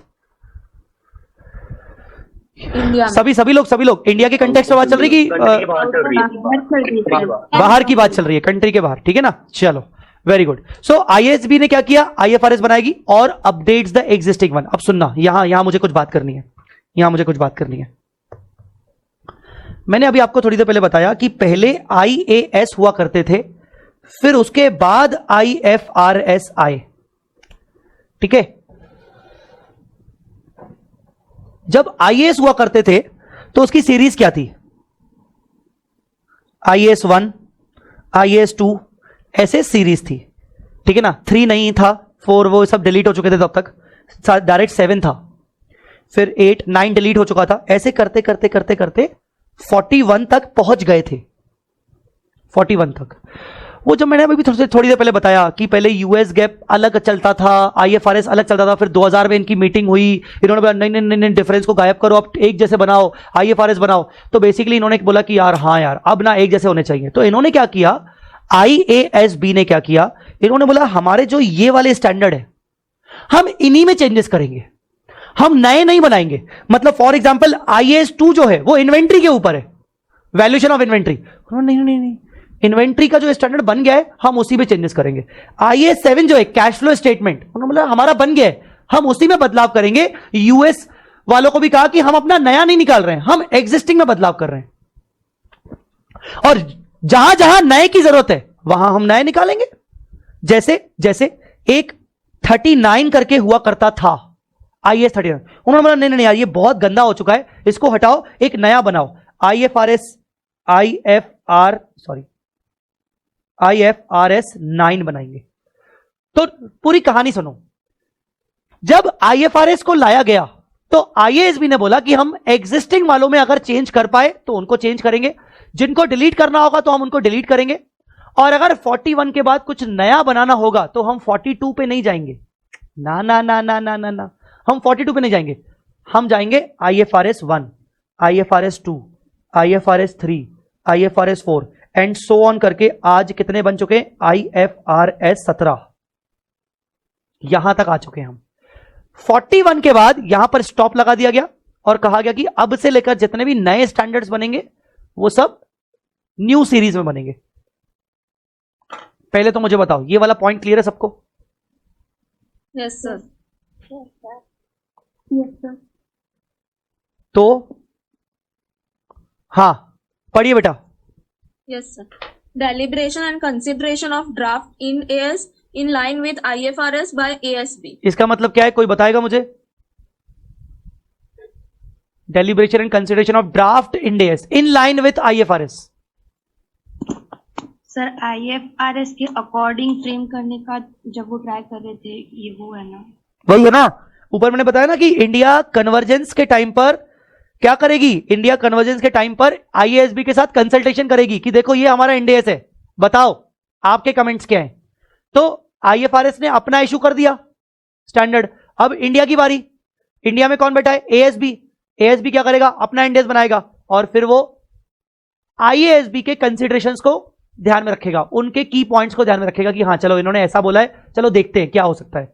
मतलब वो उसमें उनको उनके ओपिनियन लेगा, उसके बेसिस पर वो अपने इंडेक्स बनाएगा। चलिए next. Circulation of draft index of the council member of ICAI and specified outside bodies. Wait a minute, council member मैंने जो बताया था 32 काउंसिल मेंबर है, तो जैसे ही ड्राफ्ट बना फर्स्ट स्टेज पे 32 काउंसिल मेंबर्स को इंडेक्स दिया जाएगा कि आप अपने अपने कमेंट करिए। और specified outside bodies, specified outside bodies में कौन कौन, सेबी, C&AG, CBDT, इन सब आउटसाइड बॉडीज को भी इंडेक्स का ड्राफ्ट दिया जाएगा कि आप बताइए आपके क्या क्या कमेंट्स है। उनके साथ मीटिंग की जाएगी, उनके रिप्रेजेंटेटिव्स के साथ, ठीक है, और उनसे उनके कमेंट लिए जाएंगे। आईएफआरएस बना, इंडेक्स बनाते टाइम हमने आईएफआरएस को कंसीडर किया, फिर फाइनल हमने ड्राफ्ट बनाया, काउंसिल में बांटा और स्पेसिफाइड आउटसाइड बॉडीज को दिया। चलिए आगे, सॉरी यहां से, हाँ आइए। Meeting with the representative of the specified outside bodies to ascertain their views. उनके व्यूज जाने कि भाई आप बताओ उसमें क्या करना है, कुछ चेंजेस करने होंगे तो आगे बढ़ो। Incorporation of comments from council and outside bodies. उनके जो भी कमेंट्स आए उनको हमने चेंजेस किए, ठीक है। issue of exposure draft for public exposure comment. Draft for public comment. एक बार था वो ड्राफ्ट, अब वो बन गया exposure draft. Once it is approved by specified bodies and council members, वो उसका नाम बन जाता है एक्सपोजर ड्राफ्ट. पहले वो ड्राफ्ट था, अब वो बन गया exposure draft for public comment. ICAI.org की वेबसाइट अच्छे से देखोगे ना, तुम्हें अलग जगह, तुम तो क्या है मैक्सिमम टाइम पर स्टूडेंट सेक्शन जाके देखते हो, पर मेंबर सेक्शन जाके देखोगे या अदर अनाउंसमेंट सेक्शन जाके देखोगे, स्टूडेंट से रिलेटेड नहीं, अदर, तो उसमें तुम्हें पब्लिक कमेंट्स के लिए कुछ ना कुछ इंडेस दिखेंगे कि भाई आप पब्लिक कमेंट कर सकते हो. It is open for all, ऐसा रहता है. चलिए पब्लिक कमेंट के लिए हो गया. आगे Consideration of comments received on the exposure draft and finalization of final draft. Again अब पब्लिक के कमेंट मिलेंगे, एक्सपर्ट्स कमेंट मिलेंगे, उनके कमेंट को कंसीडर किया जाएगा, उसके बेसिस पर एक्सपोजर ड्राफ्ट में बदलाव किए जाएंगे और फाइनलाइज किया जाएगा ड्राफ्ट को.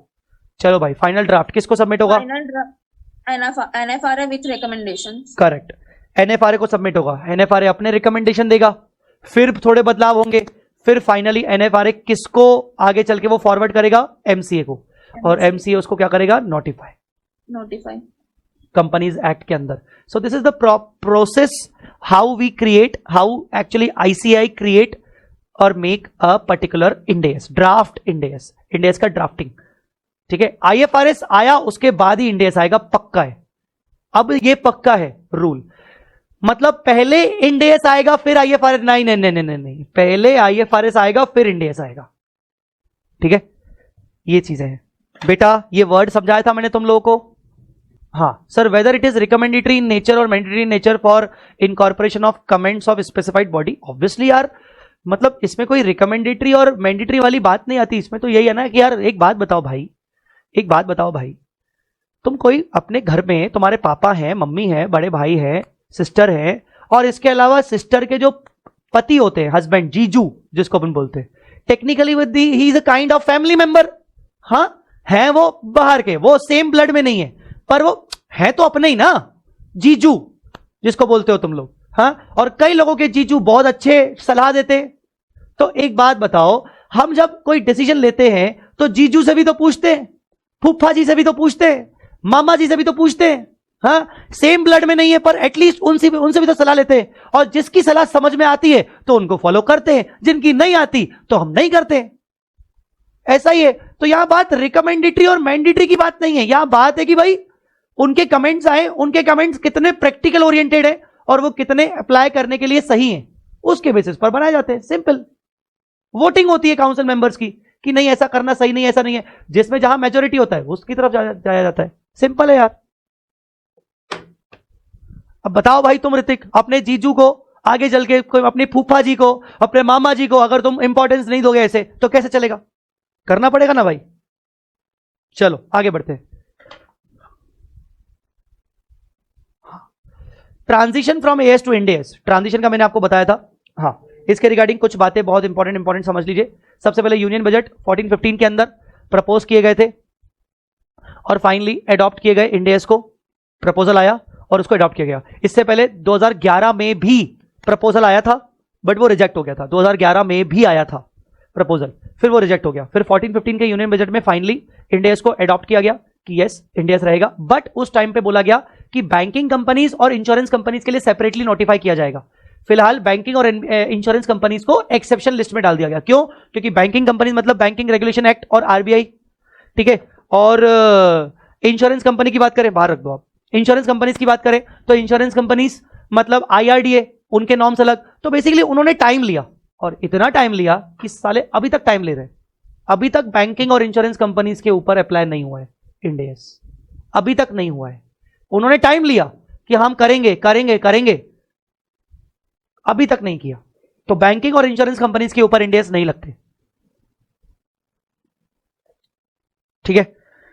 सो MCA हैज नोटिफाइड, डेट याद रखना, ये 16 फरवरी 2015 को MCA ने इंडेस नोटिफाई किए थे. 16 फरवरी 2015.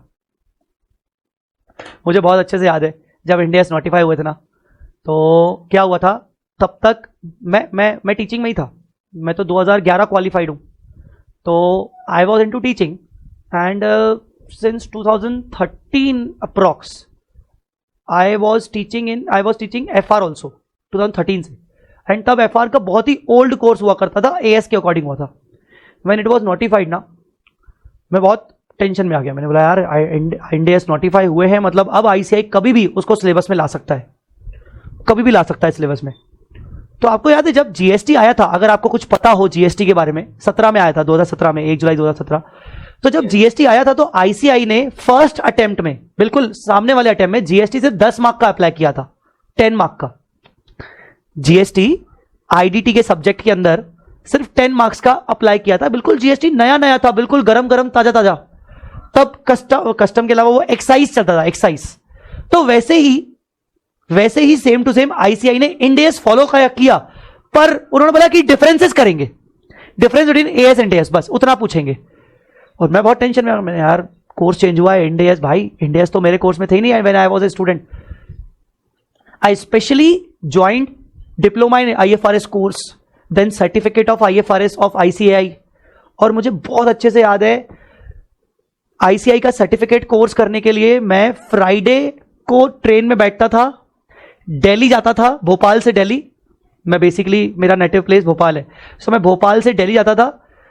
सुबह पहुंचता था दिल्ली 7 बजे, वहां अपने फ्रेंड के एक रूम में जाता था, वहां तैयार होके 9 बजे से हमारे आईएफआरएस के क्लासेस हुआ करते थे. हमारे आईएफआरएस के क्लासेस होते थे सैटरडे संडेज में, क्योंकि प्रोफेशनल थे हम, बाकी तो हमें प्रैक्टिस और बाकी सभी प्रोफेशनल चार्टर्ड अकाउंटेंट्स का कोर्स था वो. तो सैटरडे संडे का सर्टिफिकेशन ऑफ आईएफआरएस का कोर्स हुआ करता था गाजियाबाद में. मैं दिल्ली आता था, दिल्ली से फिर मुझे गाजियाबाद जाना पड़ता था मेट्रो पकड़ के. वहां पर अगर कोई वहां का साइड का हो तो उसको पता होगा, वैशाली करके एक मेट्रो स्टेशन है, अगर किसी को पता हो तो.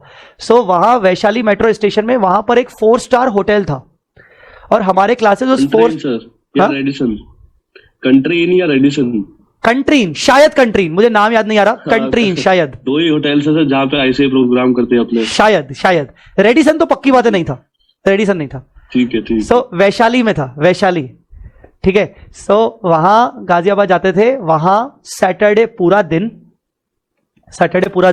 संडे पूरा दिन, पूरी क्लासेस. संडे को क्लास खत्म होती थी थोड़ा जल्दी, सैटरडे को लेट चलती थी, संडे को जल्दी, क्योंकि सभी प्रोफेशनल थे तो सबको भागना पड़ता था. अब सब लोग, मेरी क्लास में tentatively it was 45 members, 45 chartered accountants हम सब, ठीक है ना.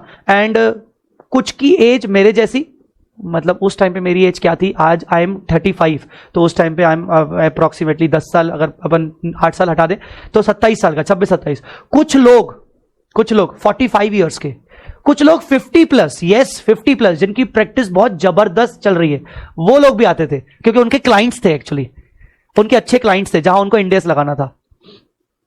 कुछ लोग बिल्कुल यंग चार्टर्ड अकाउंटेंट, बिल्कुल अभी बने, ऐसे वाले. तो हम बैठते थे संडे को. मैं याद है कि 6 बजे क्लास खत्म होती थी, भागता मेट्रो स्टेशन पकड़ता था, और वहां से वो दिल्ली के 2 बड़े रेलवे स्टेशन कौन है, एक तो दिल्ली मेन रेलवे स्टेशन है और दूसरा कौन सा है वो, निजामुद्दीन. हाँ, निजामुद्दीन रेलवे स्टेशन पकड़ जाता था. 9 बजे की रात की ट्रेन होती थी दिल्ली टू भोपाल, वो बैठता था. सुबह आता था, सुबह 7 बजे भोपाल, और 9 बजे मेरी क्लास होती थी. मुझे 9 बजे की इंटर वालों की क्लास लेनी पड़ती थी, फाइनल वालों की क्लास में शाम को लेता था एक्चुअली. तो इस तरीके से पूरा रूटीन था. और ये रूटीन कब तक चला, ये रूटीन चला 14 डेज, मतलब 7 वीक्स. ये रूटीन 7 वीक चला, और मैंने अपना आईएफआरएस का सर्टिफिकेशन कोर्स किया. 45 मेंबर्स की क्लास में I am still in touch with 30 members. आज भी मैं उनके साथ टच में हूं, क्योंकि हमारा ग्रुप है, व्हाट्सएप ग्रुप है. कभी बातें नहीं होती, साल में एक आध बार कभी बात होती है. 45 मेंबर्स में I can't say about 15 members, बाकी 30 मेंबर्स हैं इंक्लूडिंग मी. उन 30 में से इतना मुझे पता है कि 29 के 29 मेंबर्स आज आईएफआरएस भूल चुके, इंडेस भूल चुके. उनका घंटा उनको कुछ नहीं फर्क पड़ता, उनको सिर्फ एक क्वालिफिकेशन चाहिए था. अपने नाम के आगे, सीए के आगे, उनको नीचे उनको विजिटिंग कार्ड में आना चाहिए कि हमें आईएफआरएस है. और इकलौता मैं बचाऊं, बाकी 15 का मुझे नहीं पता, इकलौता मैं बचाऊं जो एक्चुअली मैं आईएफआरएस को यूज कर रहा हूं. एंड दे एक्चुअली, उस टाइम पे जब हमारे रिप्रेजेंटेशन हुआ करते थे, हमारे टेस्ट हुआ करते थे हमारे भी. और रिप्रेजेंटेशन मतलब स्टेज पे आओ, आके इस इंडेस पे बात करो. इंडेस तब नहीं था, आईएफआरएस से बाकी बात करो, इस पे कुछ ना कुछ अपने कमेंट्स करो, इस पे कुछ बोलो. लास्ट में एक प्रोजेक्ट था कि अपना कमेंट करेंगे, जो अपना बना के आएंगे प्रोजेक्ट.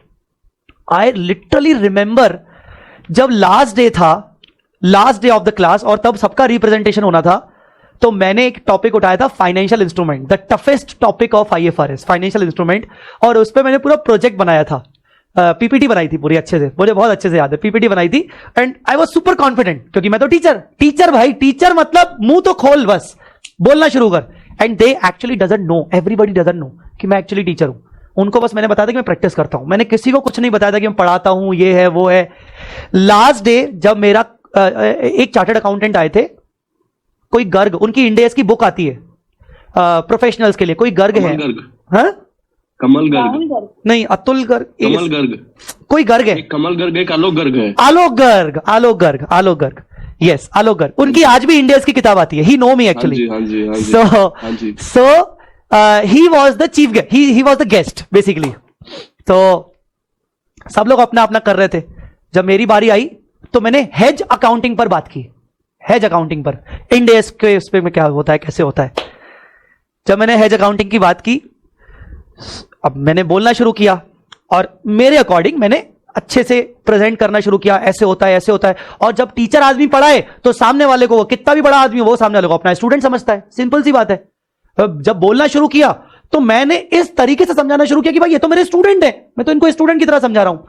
एवरीवन वाज लाइक कि भाई क्या, तू कौन है भाई, कैसे, कहां से आया तू।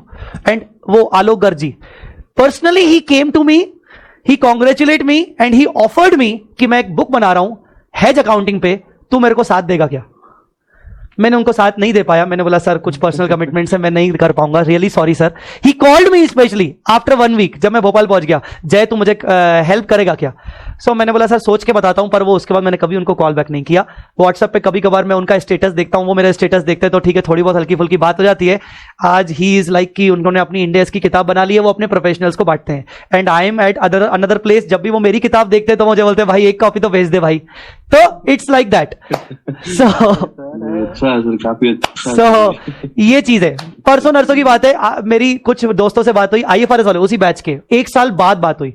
दे लिटरली सेड कि भाई जय तू क्या यार, इंडियस यार, मतलब तू कितना, तेरी किताबें आ गई है यार, हम तो साला इंडियस का आई भूल गए, ये क्या मतलब, हमें तो पता ही नहीं है, वापस से करना पड़ेगा। सो this is the thing, professional बनने के बाद भी बहुत सारी चीजें अलग अलग होती है। सो बस याद आ गया मुझे, चैलेंजेस काफी ज्यादा थे उस टाइम पे आपके सामने ना, बहुत 13-14 में आपने किया इतना ट्रेवल और एकदम शिफ्ट। एक्चुअली मैं घबरा गया था, मैंने ये सब क्यों किया, मैं घबरा गया। मैंने बोला यार या तो मुझे सीए फाइनल पढ़ाना छोड़ना पड़ेगा, बिकॉज इंडियस एक बार आ गए, और इंडियस भाई बहुत, मतलब एएस से बहुत चेंजेस थे, बहुत चेंजेस। जैसे अभी कोर्स चेंज हुआ है तो अभी फर्क नहीं पड़ा, क्योंकि इंडियस तो इंडियस है ना, पर उस टाइम पे जब कोर्स चेंज हो रहा था, मैंने बोला भाई जय, या तो तू अपनी कोई दूसरा देख ले, या तो तू सीए फाउंडेशन और इंटर वालों को पढ़ा। और फाउंडेशन भाई राम नहीं, मैं नहीं पढ़ाऊंगा फाउंडेशन वाले बच्चों को, इतना मतलब मुझे पसंद है मिच्योर वाले बच्चों को पढ़ाना, मिच्योरिटी वाले बच्चों को पढ़ाना।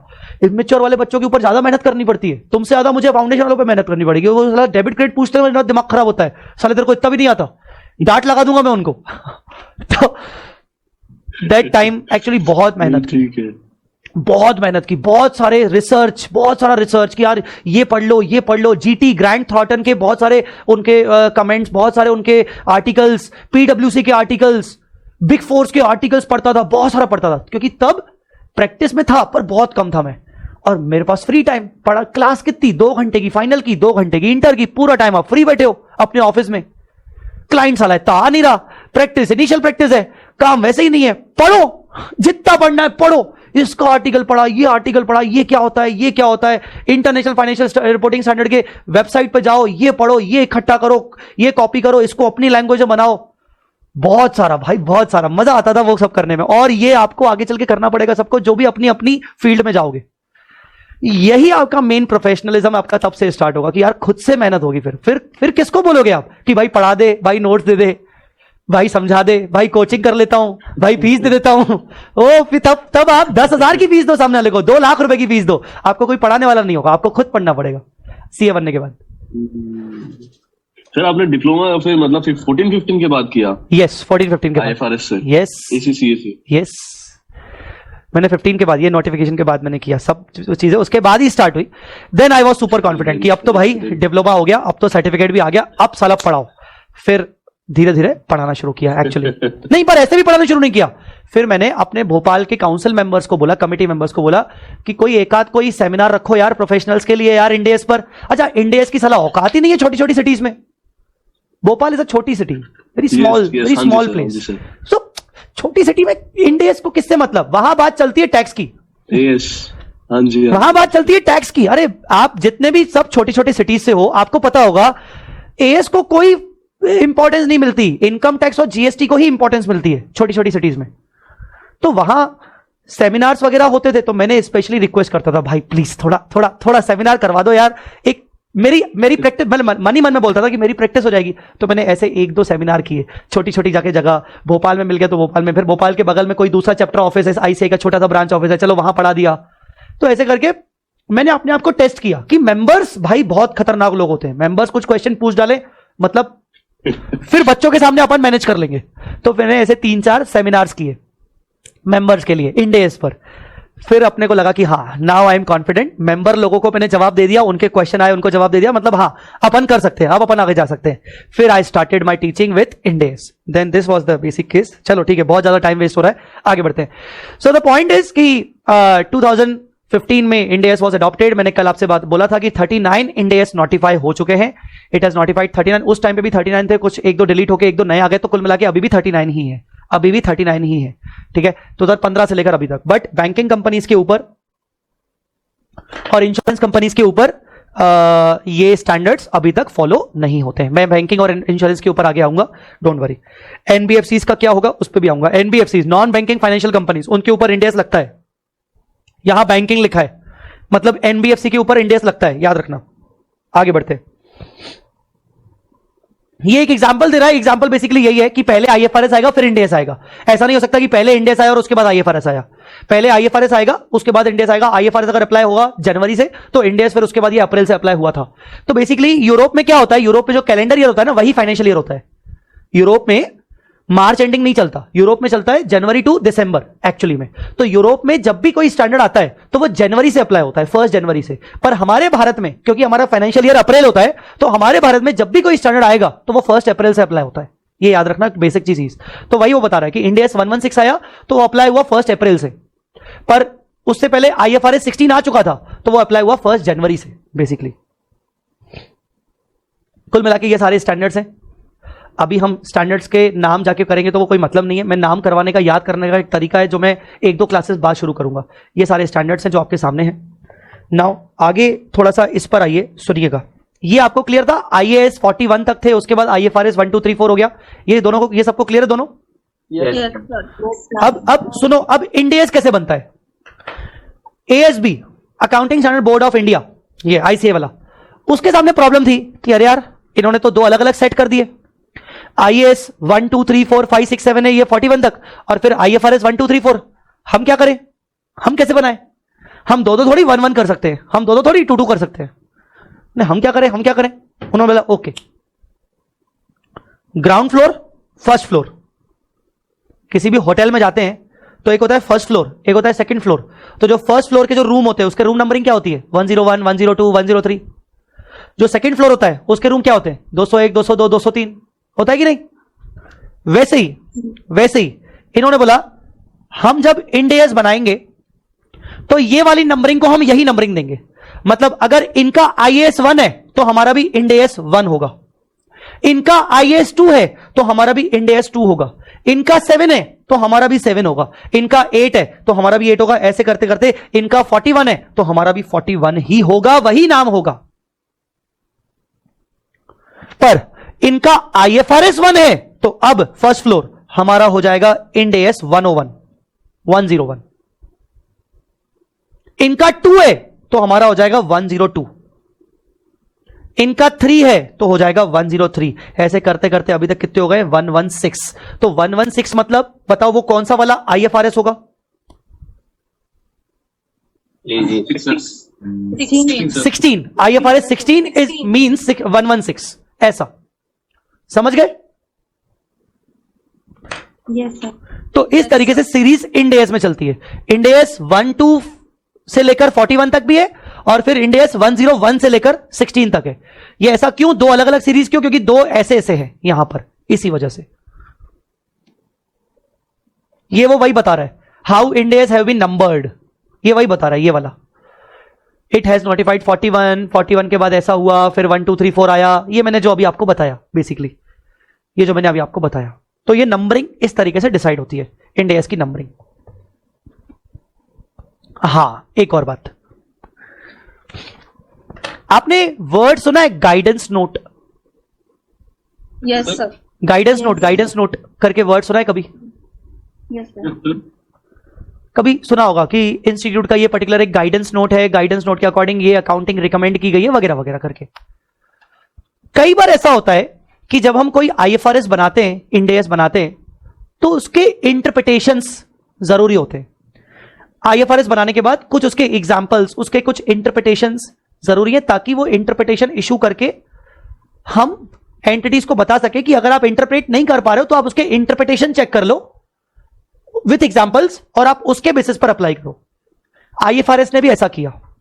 आईएफआरएस ने बोला कि हमारे एक होंगे मेन आईएफआरएस स्टैंडर्ड्स, पर उन स्टैंडर्ड्स को समझाने के लिए हम अलग से गाइडेंस नोट बनाएंगे, जिनका नाम उन्होंने नाम दिया, ये देखिए, IFRS interpretation committee, the interpretative body of IASB. और उन्होंने क्या किया, ये interpretations issued before 13 were titled as SIC and some of them still in force. SIC वगैरह ये सब, ये एसआईसी वगैरह क्या है? एसआईसी मतलब बेसिकली इंटरप्रिटेशंस। आईएफआरएस, इफ्रिक मतलब international financial reporting interpretation committee, इफ्रिक।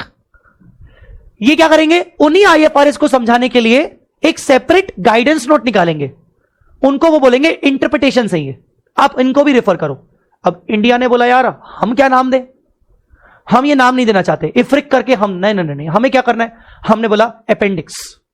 मतलब अगर इंड एएस को समझने के लिए आपको इंटरप्रिटेशन चाहिए तो आपको इंड एएस के अपेंडिक्स में जाना पड़ेगा। So appendix is a part of Ind as.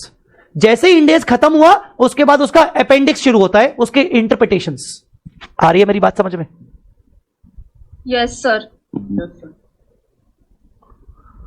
तो आईएफआरएस के लिए इफ्रिक है, वैसे ही इंड एएस के लिए अपेंडिक्स है, अपेंडिक्स।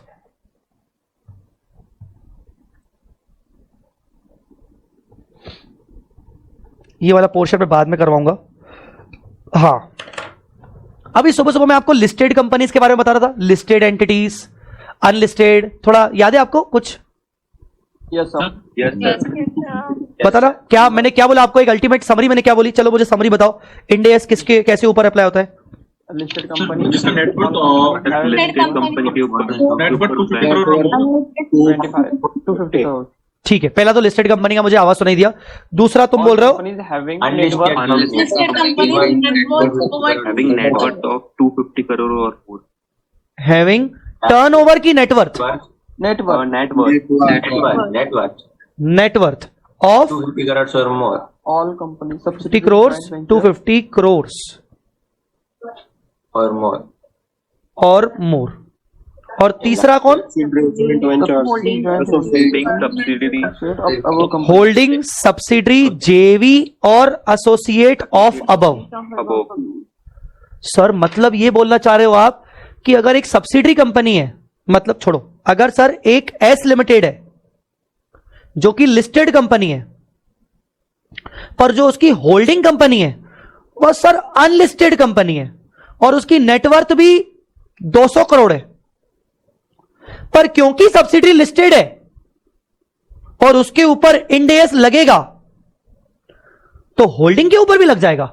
हां, अगर सब्सिडरी के ऊपर इंडिविजुअली लग रहा है तो होल्डिंग के ऊपर लग जाएगा, उल्टा होल्डिंग के ऊपर लग रहा है अगर, तो सब्सिडरी के ऊपर लग जाएगा। सर नेटवर्थ कैसे चेक करनी है? नेटवर्थ इंडिविजुअल कंपनी की चेक करनी है कि होल्डिंग सब्सिडरी की मिलाकर पूरे ग्रुप की चेक करनी है? तुम्हें क्या लगता है? इंडिविजुअल ऑब्वियसली, क्योंकि सब्सिडरी के ऊपर अगर एप्लीकेबल है तो फिर होल्डिंग के ऊपर हो जाएगा, तो वो इंडिविजुअली देखना पड़ेगा पहले। तो नेटवर्थ आपको इंडिविजुअल एंटिटी वाइज चलना पड़ेगा, समझे बेटा? नेटवर्थ का मतलब क्या होता है, कोई बताएगा? What do you mean net worth? कोई formula? Total assets minus outside liability. ठीक है, और share capital plus reserve and surplus या अदर इक्विटी। ठीक है, वेरी गुड। माइनस हाँ, miscellaneous expenditures and deferred debit balance. expenditure. Okay, अब सामने देखो, calculation of net worth, clause 57 of section 2 of companies act. Net worth को लिया गया है कंपनीज एक्ट की डेफिनेशन से, सेक्शन 2 क्लॉज 57। और नेटवर्थ को जब से लिया गया है तो नेटवर्थ पढ़िए, मैं किसको बोलूं पढ़ने को, वेट अ मिनट। अतुल करके कोई दिख रहा है मुझे, अतुल? Yes sir. हाँ, ये पढ़िए तो यहां से, नेटवर्थ से।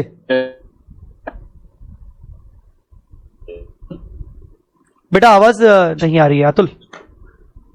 अभी आवाज नहीं आ रही सर? अब आ रही है, हाँ पढ़ो। हेलो। हाँ हाँ। Net worth means the aggregate value of paid up share capital and reserves created out of profits and security premium after deducting the aggregate value of accumulated losses, deferred expenditure, miscellaneous expenditure not written off as per the audited balance sheet, but does not include reserves created out of revaluation of assets or write back of depreciation and amalgamation. इसका मतलब अगर formula लिखने चाहें तो क्या आएगा? Net worth मतलब क्या? Paid up capital. Paid up capital कौन सा? इक्विटी वाला कि प्रेफरेंस वाला? सभी लोग? Equity both sir. Both. Very good, both आएगा बेटा, क्योंकि कई बार वर्ड इक्विटी नहीं यूज किया गया। चलो बोलो, plus all reserves and surplus बोल सकता हूं? Yes, sir. एक्सेप्ट, एक्सेप्ट क्या? Revaluation reserve,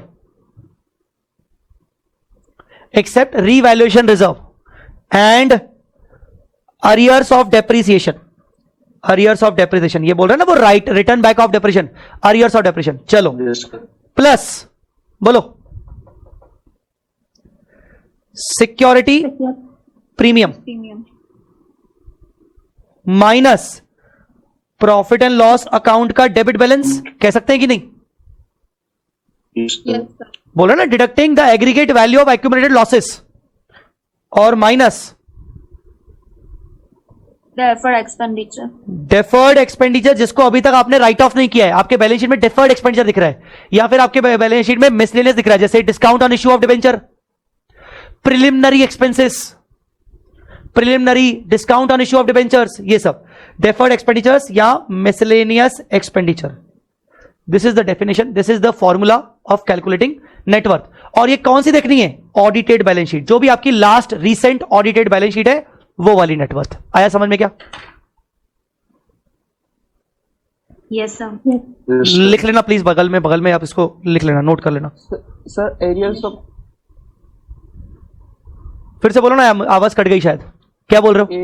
arrears of depreciation मतलब बेटा अरियर्स ऑफ डेप्रिसिएशन मतलब ये कि मान लो किसी साल में आपने डेप्रिसिएशन चार्ज किया अपने P&L में, बट आपकी कंपनी लॉस मेकिंग कंपनी है, तो पूरा डेप्रिसिएशन एब्जॉर्ब नहीं हो पाया, पूरा डेप्रिसिएशन माइनस नहीं हो पाया, क्योंकि प्रॉफिट्स ही नहीं है, इनकम्स ही नहीं है। तो वो जो रिमेनिंग डेप्रिसिएशन जो जितना माइनस नहीं हो पाया, वो अगले सालों में आप उसको माइनस करते हो। That is called arrears of depreciation. समझे? Okay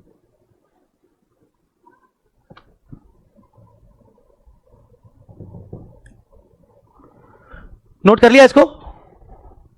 yes sir. Yes sir. All right,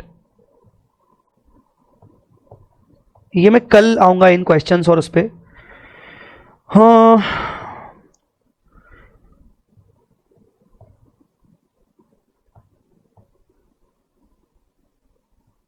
ठीक, तो मेजरली अब रोड मैप ही है और चीजें तो है नहीं।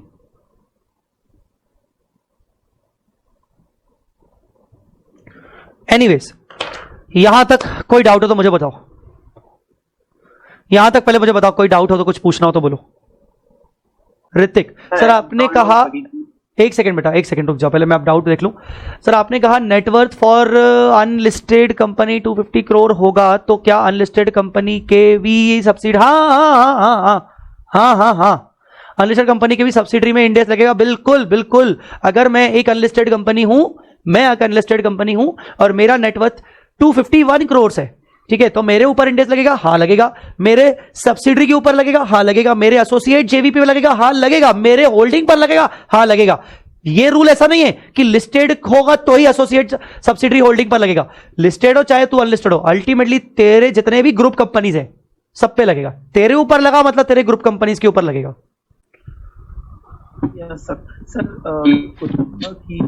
कोई कंपनी है उस पर इंडेस एप्लीकेबल होता है, तो सर उसकी होल्डिंग पर भी एप्लीकेबल हो जाएगा, तो सर जो उस होल्डिंग की अदर सब्सिडीज होंगी उन पर भी एप्लीकेबल होगा क्या?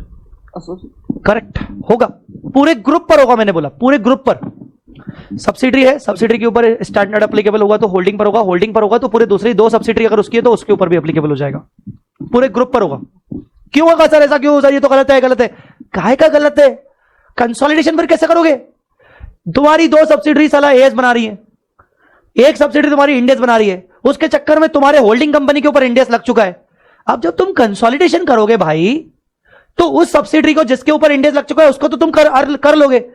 वो जो दो सब्सिडरीज है वो एएस फॉलो कर रही थी, वापस से तुम अल्टीमेटली कंसोलिडेशन पर्पस के लिए कॉस्ट तो तुम्हें वापस से लगानी पड़ेगी। कंसल्टेंट को तो हायर करना पड़ेगा कि नहीं इसके इंडेस का मुझे बना के दो ताकि मैं कंसोलिडेशन करूं। तो सीधी बात है, एक के ऊपर अप्लाई हुआ तो पूरा ग्रुप के ऊपर अप्लाई हो जाएगा। सिंपल कॉन्सेप्ट है। ओके सर, मेरा अटेम्प्ट मई 24 में, तो मैं पूछना चाहता हूँ कि मतलब कब तक कंप्लीट होगी अपना एफआर? Very good. आपने जो डेट पूछा है मैं डेट के अकॉर्डिंग बता दूं, क्योंकि हमारे मैं डेट के रिगार्डिंग सबको बता दूं।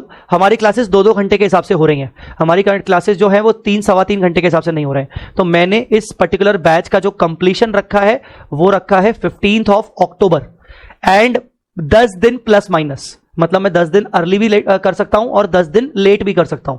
तो 15 October and 10 days plus minus मैंने इस बैच का कंप्लीशन रखा है। ये अच्छा आपने बल्कि पूछा था, मैं भूल गया था बताना, तो ये अपना डेट है।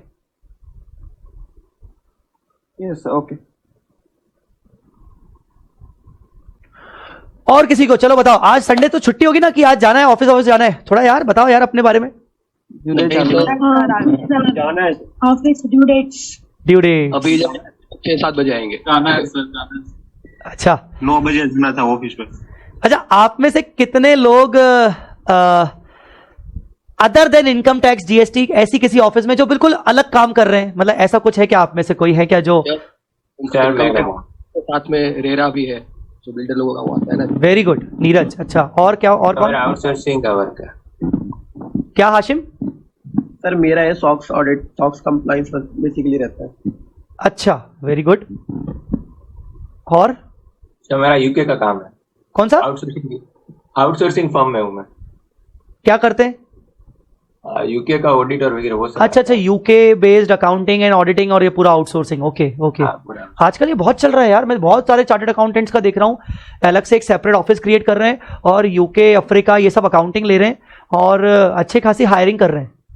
मतलब बहुत सारे लोग कर रहे हैं अच्छी तरह से। क्योंकि उन लोगों को क्या है कि काम चाहिए, उन लोगों के पास है नहीं, वो लोग जिसके पास दिमाग ऐसे लोग नहीं होते हमारे जैसे। मोहित आप गुजराती हो क्या? हमारी गुजरात से हो क्या? कम होता है ना सर, तो उन लोगों को चल जाते हैं हम लोग और काम भी हमारा अच्छा हो जाता है। अच्छा तो मोहित आप गुजरात से हो क्या? Yes sir. आपका टोन से लग रहा था वो, आपकी टोन थोड़ा टोन से लग रहा था आप गुजराती हो। Yes sir. Okay all right. So ठीक है, चलिए सो एक काम करते हैं, अगर किसी को और कुछ पूछना हो तो ठीक है। Internal audit Shrihari, very good. चलिए और कौन? कनिष्का बोल रही है जाना है। अबे बस बिल्कुल, चलिए अपन आप जाते हैं। सर एक चीज पूछनी थी, जो ये मतलब रिक्लासिफिकेशन एडजस्टमेंट या इंडेस एडजस्टमेंट करके काफी बैलेंस शीट्स के अंदर ऐसे ही माइनस करके फिगर्स दिखती हैं, तो वो मतलब उसका कोई कंट्रोल होता है या वो मतलब कोई भी फिगर डाल देते हैं ऐसा करके, या कोई उसकी वर्किंग बैकिंग होती है अपने पास? होती है ना वर्किंग। मेरे पास हाँ। 10 लाख का मेरे पास कोई सिक्योरिटी डिपॉजिट है या लीज है मेरे पास 10 लाख की, मैंने उसमें माइनस करके डाल दिया इंडेस एडजस्टमेंट करके सपोज 3 लाख रुपए और बैलेंस दिखा दिया मैंने 7 लाख रुपीज। तो जो मतलब ये जो 3 लाख रुपए का मैंने एडजस्टमेंट किया है, ये एडजस्टमेंट बिकॉज ऑफ ट्रांजिशन हुआ है या फिर एक बार ट्रांजिशन हो गया तो उसके बाद में ये एडजस्टमेंट नहीं कर सकता हूं? पहली बात तो अगर ऐसा मैंने कुछ किया है तो ये पक्की बात है ट्रांजिशन वाला है, क्योंकि transition once the transition is done, अब तो इंडेस आ चुका है। अब इंडेस में ऐसा कोई प्रोविजन ही नहीं है जिसके कारण तुम वापस से उसको एडजस्ट कर रहे हो, वापस से माइनस और प्लस कर रहे हो। वो तुमने जो माइनस और प्लस किया, एडजस्टमेंट किया, वो तुमने बिकॉज ऑफ ट्रांजिशन किया, और तुमने उसका रिकंसिलेशन बनाया होगा। तो तुम बोलो ना कि हमारे पास कोई बैकिंग होती है कि नहीं, उसका तुमने रिकंसिलेशन बनाया होगा, और रिकंसिलेशन के साथ साथ तुमने उसका डिस्क्लोजर दिया होगा कि ये 3 लाख का फिगर क्यों आया, उसका कैलकुलेशन क्या है, उसका एनेक्चर दिया गया होगा। yes. तो इसीलिए हाँ जी, वो ट्रांजिशन का ही होगा। एक्सरसाइज होती है क्या? हाँ, ये वन टाइम एक्सरसाइज होती है जब ट्रांजिशन करते हैं, उसके बाद तो पॉसिबल नहीं है। पॉसिबल नहीं है, उसके बाद पॉसिबल नहीं है। How can you do this? फिर तो अगर कुछ माइनस प्लस हुआ है तो फिर कोई ट्रांजैक्शन हुआ होगा, तूने एसेट बेच दी होगी तो माइनस कर दी, तूने कुछ खरीद लिया, मतलब वो फिर ट्रांजैक्शन हो गया। ठीक है, समझ गया, वो ट्रांजैक्शन है। ठीक है, हाँ, सर यस, सर मेरे को ये पूछना है कि सर हाँ। अनलिस्टेड कंपनीज का प्रीवियस ईयर का नेटवर्थ 250 करोड़ देखते हैं। हाँ, तो अगर 250 करोड़ है और अपन ने इंडेस के हिसाब से फिर ट्रांजिशन किया, तो अगर उसका नेटवर्थ 250 करोड़ से कम हो गया तो वो इंडेस एप्लीकेबल होगा ही? नहीं, हमने तो इंडेस 250 करोड़ के ऊपर था तो तभी तो इंडेस किया ना। तो आप बोल रहे हो कि कम हो गया, मतलब फिर इंडेस के हिसाब से अपने लास्ट ईयर प्रीवियस ईयर का भी ट्रांजिशन करेंगे, बैलेंस शीट पूरी बनाएंगे ना, हाँ, तो उसमें अगर कम हो गया तो? रिट्रोस्पेक्टिव बोला था मैंने रिट्रोस्पेक्टिव मैंने बोला मुझे 24-25 में, 24-25 में मुझे इंडेस लगाना है। क्यों? क्योंकि as per the last audited balance sheet of 23-24 my net worth is crossing 250 crore. 250 I have to apply here, I have to apply Ind AS. Now, because I am applying Ind AS, I have to retrospectively apply Ind AS from the transition date, that is 1st April 2023. अब उस time पर मेरी net worth 1st अप्रैल 2023 में 250 से नहीं, net worth criteria यहां पर खत्म हो गया। अप्लाई कर रहा हूं तो एप्लीकेबल रेट्रोस्पेक्टिवली होगा।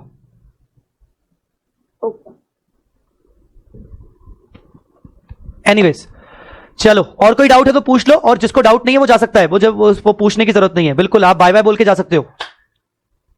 Bye sir. Bye sir. चलो, bye bye bye sir. Bye Jainish, bye Sandeep, bye sir.